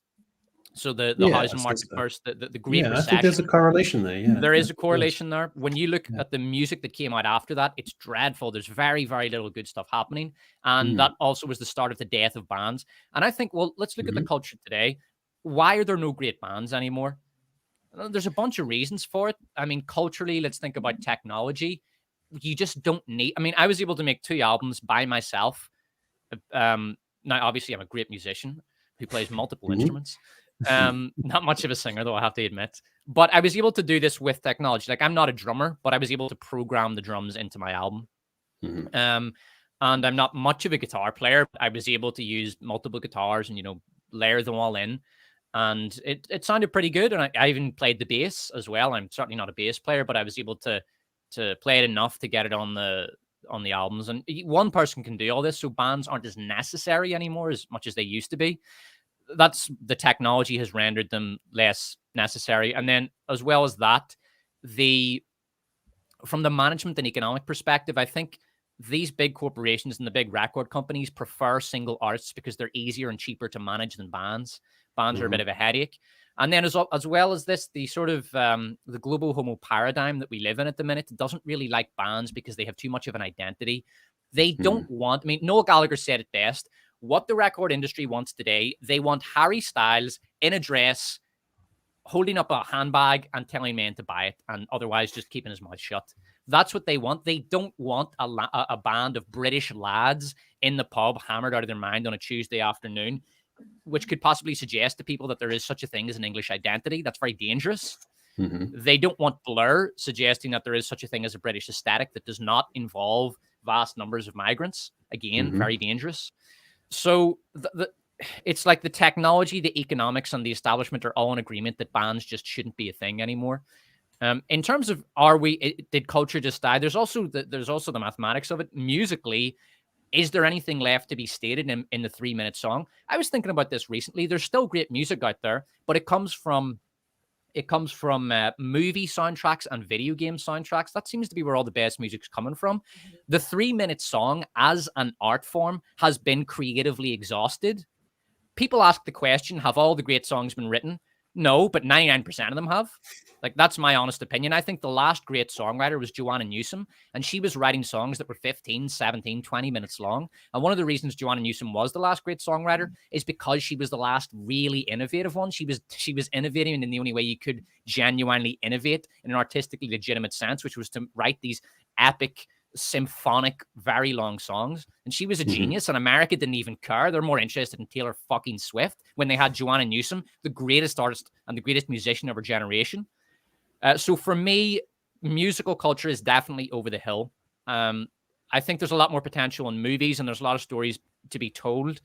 But America, and Greg, I want to get your opinion on this, because I was thinking about this.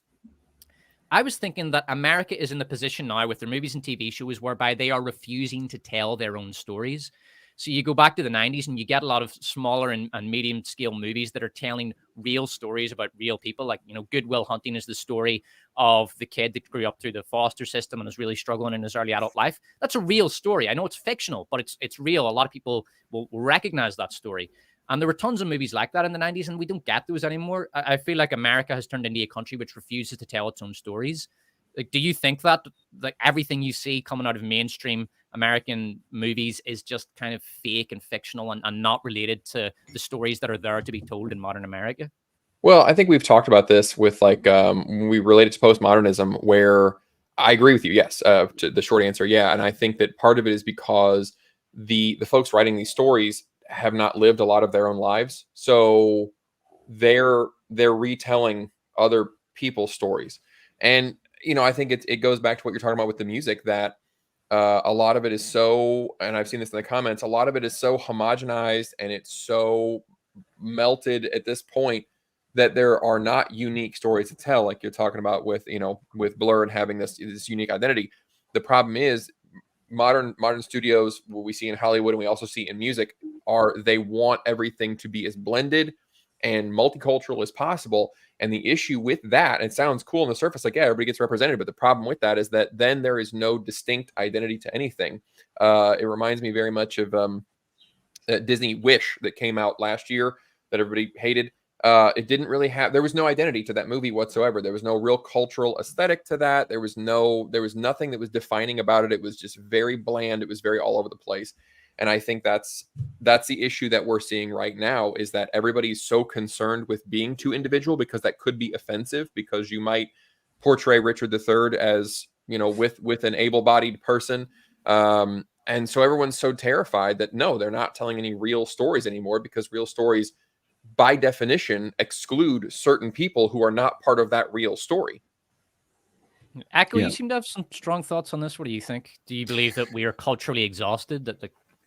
You're right in the sense that home studios and home production has atomized people, and it's also reduced the honing of talent.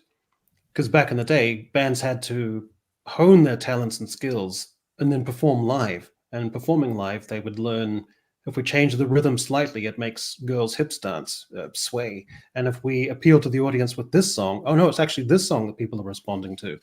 And so you get that kinetic, visceral connection with an audience, and you learn about yourself. There's that aspect.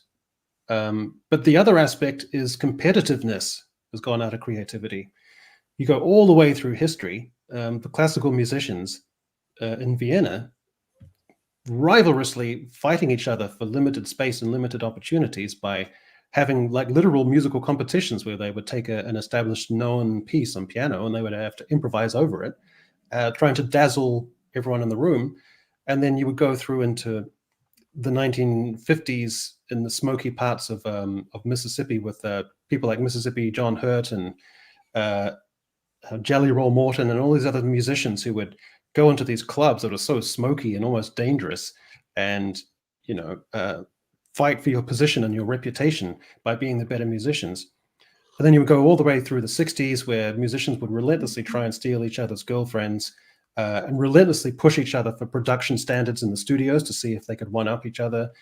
And then into the 70s and 80s, we'd have the inner city rap battles where, aspiring rappers would have to go into rap battles to show what they were capable of.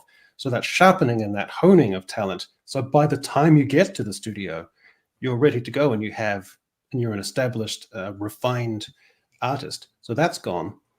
And I think there is something about the blandness of cosmopolitanism that you were hinting at, Greg. And this is a direction I'm going to be going in the next 3 or 4 months. I'm just trying to find out what the ground is, because I think there's something there I need to explore.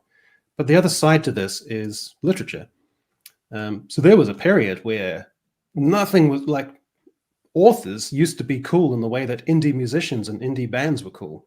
When Fight Club came out, it was a sensation in the culture. It was hip. Reading a novel was hip. Fight Club, Train Spotting, unbelievably cool in the culture. Mikhail Houellebecq with his Atomized, extremely loud and incredibly close. You'd have these authors who would be socially cool and media darlings, and they've all gone as well, because that idea of being provocative in the culture and erupting out of the literary world into the mainstream consciousness, that's also gone as well in the last 10 or 15 years. I'm not quite sure what to attribute that to. I think a lot of it is Vex, you got any ideas on this? I don't want to talk over you.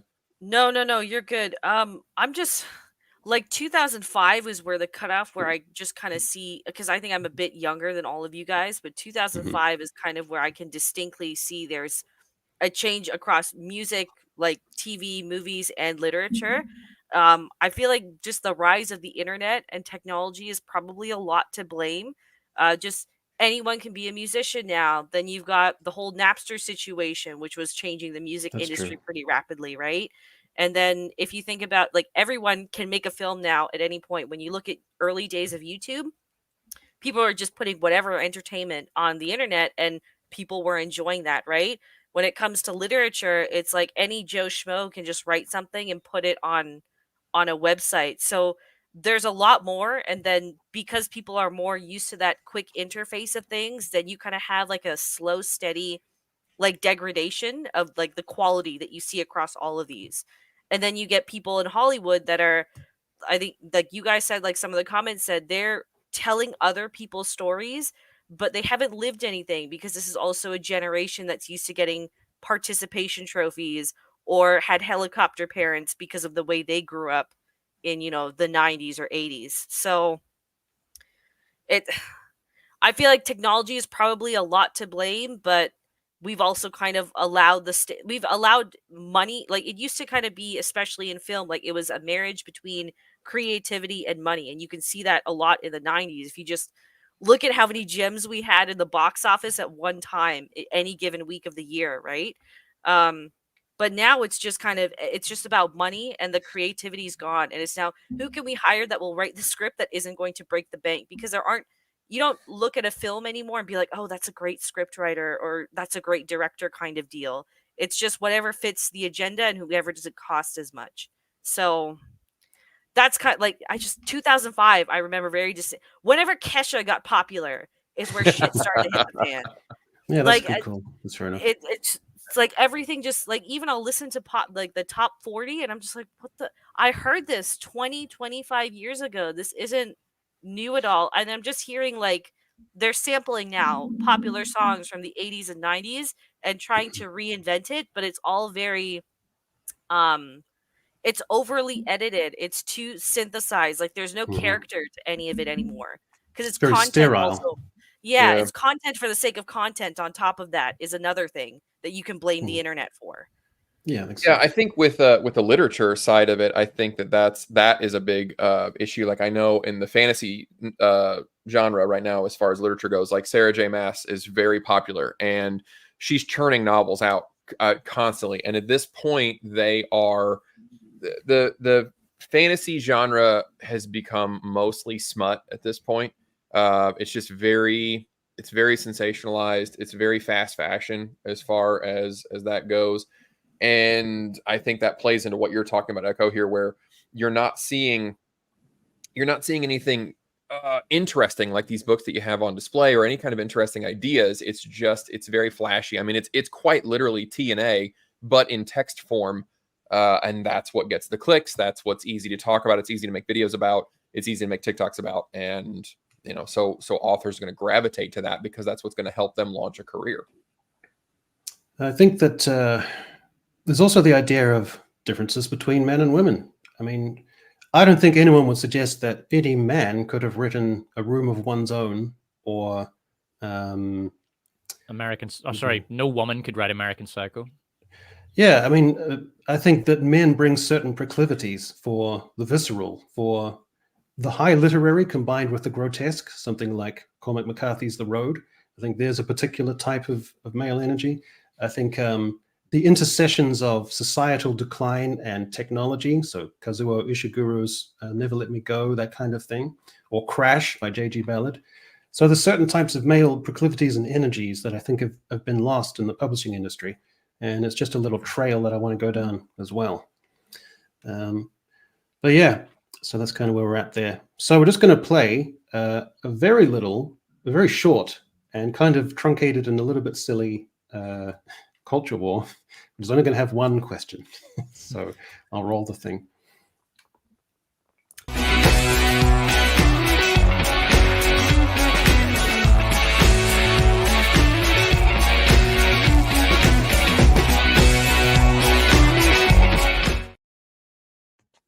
Okay.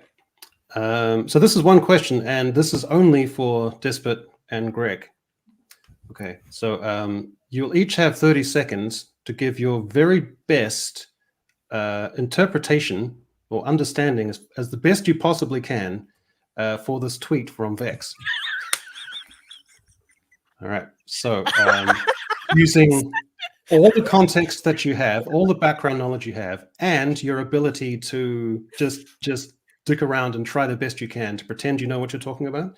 And the winner will be decided by Vex.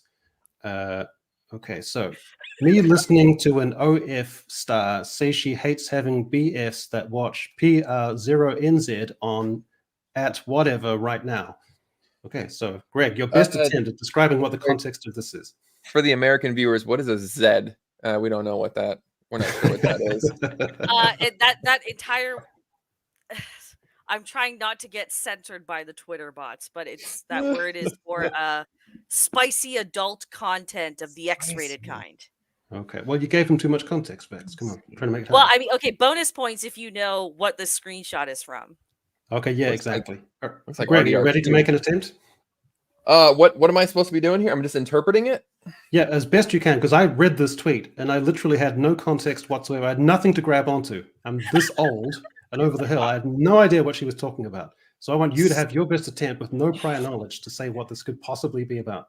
I mean, I think I actually do know what it's about. It's Hang on, I'll let the timer come up. And Okay. Here we go. All right, and this is so weird. Your time begins now. This is clearly a person who makes adult content about themselves on a website specifically. Well, it's not specifically for that, but it is now. And they're mad that they have a boyfriend that watches other people with that content. It's sort of like if a celebrity chef tweeted that they were angry about having a girlfriend or a boyfriend that likes to eat fancy foods. That's kind of the same energy that we're bringing here. And it looks like character from Red Dead Redemption is very upset and doesn't know what to say about it. Okay, I still have no idea what either of you are talking about. So I don't want to get your channel. I don't want to get you in trouble. Otherwise, I would have been more explicit about it. So Despot, I'll let you read it one more time.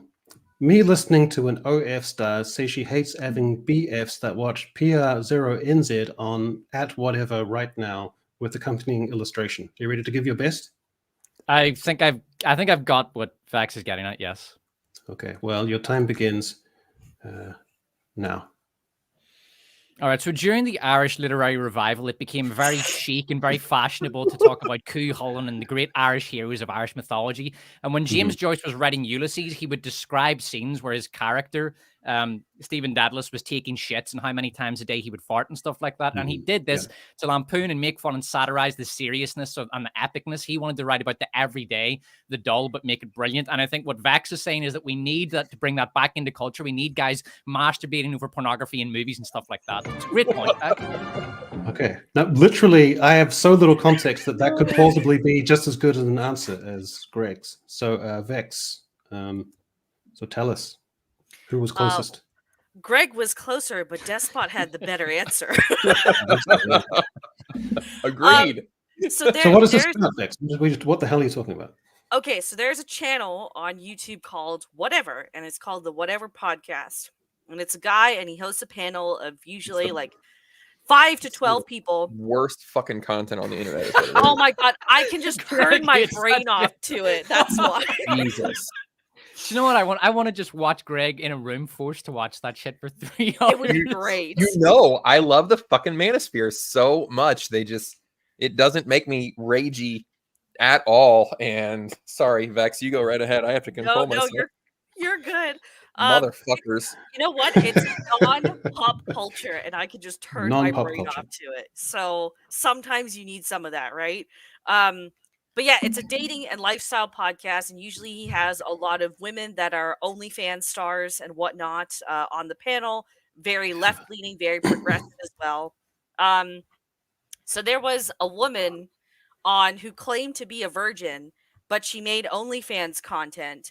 And she had said that, oh, I've dated conservative men before in the past, and I've caught them watching porn.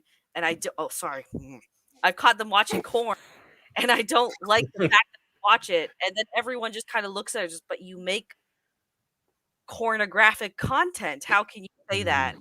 So I just thought I found this screenshot of Arthur Morgan from Red Dead Redemption 2, and it just perfectly captured what I was feeling. I stopped what I was doing to look at my screen because I just had it in the background. I was like, what are you saying? Well, hold on, Vex. Hold on. I've got a question for Vex. So yes, Vex. So you're a cam. You call yourself a cam actress, right? Mm-hmm. Every day you go out there, you make pornography, you put it on the internet. You say you're currently having sex with 4 different men, and that you've contracted several STDs this year. Do you not see how that damages you as a person? And how do you feel about that in your life going forward? I don't know where to start with that question. Greg will probably know what I'm getting at. This is just that podcast. That's all they talk about. If you took STDs, cam work, pornography, and sex partners and said you can't have those as a conversation, they wouldn't be able to have a conversation. No, they'd have no idea. That's all they talk about. No, or they'll get. And you're not allowed to rate anyone out of 10. Not anymore, no. They get people that have the most insane opinions, and like I don't even think that they're the real opinions. That's what I think makes me the most angry. Is they'll have some gal on there that's like, I've had 400 sexual partners, and I've cheated, I've cheated on every partner I've ever had. But when a guy cheats on me, it's just an absolute deal breaker. And he's so disgusting. And then, of course, the male hosts are like, you slut, bitch. Oh, my God. And the chat goes crazy and they make all the money. And it just, oh, my God. Really? This thing actually exists. Content. It really is. But, like, gosh darn it, if it isn't entertaining sometimes. The definition of content. It's designed to, it's basically content that, and this is one of the reasons it's so successful. It is designed to create 60-second viral videos. Yes. Yep. Mm-hmm. Yeah. God, what's crazy like is it can be a 5-hour-long podcast, and they'll end up getting like 4 or 5 60-second bits. That tells you how terrible it is. It takes them 4 or 5 hours to get a few bits. God damn. Horrific. Well, I've never experienced it. I'm not sure I ever will. Don't go. Anyway, we'll just do some quick little super chats here to wrap up. Daryl, it's basically my patron at this time.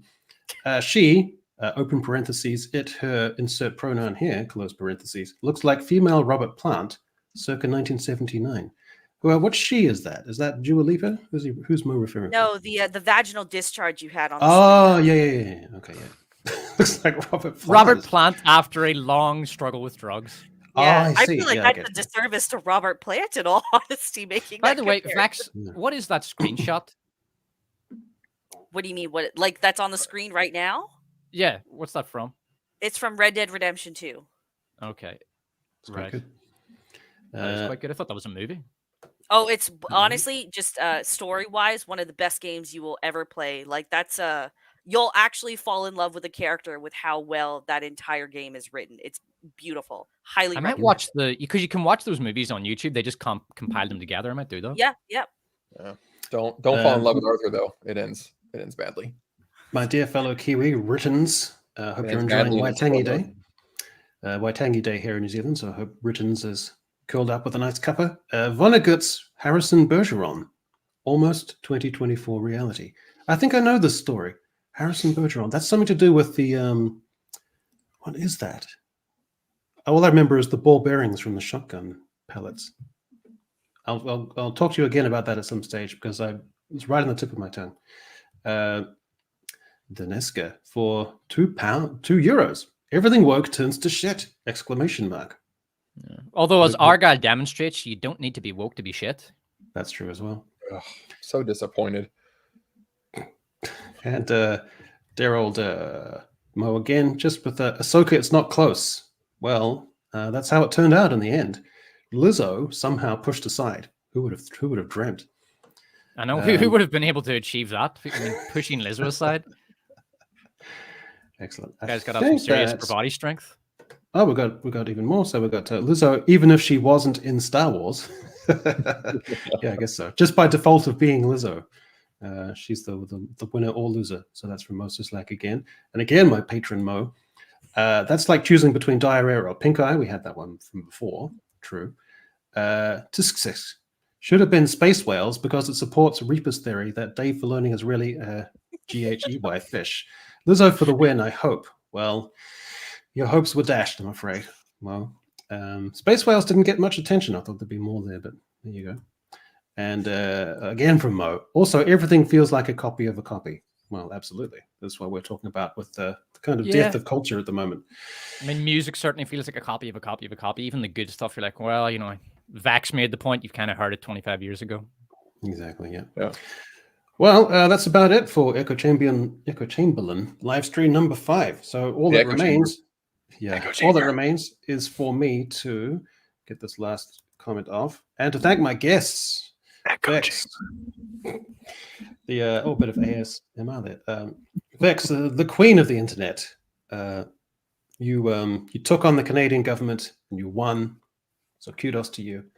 Anything you got going on? We should be paying attention to. No, I have a lot going on. So just follow me on Twitter. I also put out a post every week of where I'll be, but 2 reviews coming out this month after I took a bit of a hiatus. So thank you for having me back on. It's always good hanging with you guys and chatting. There's as always. Despot, what you got going on? The last great award show, the Worst of Woke Awards, will be out this weekend. Looking forward to that. Wait, and Mr. Greg Owen, resident Oscars American. Oh, no, the Worst of Woke Awards far more important. Yeah, absolutely. Get your priorities right, Vex. Way more. Mr. Greg Owen, what you got going on?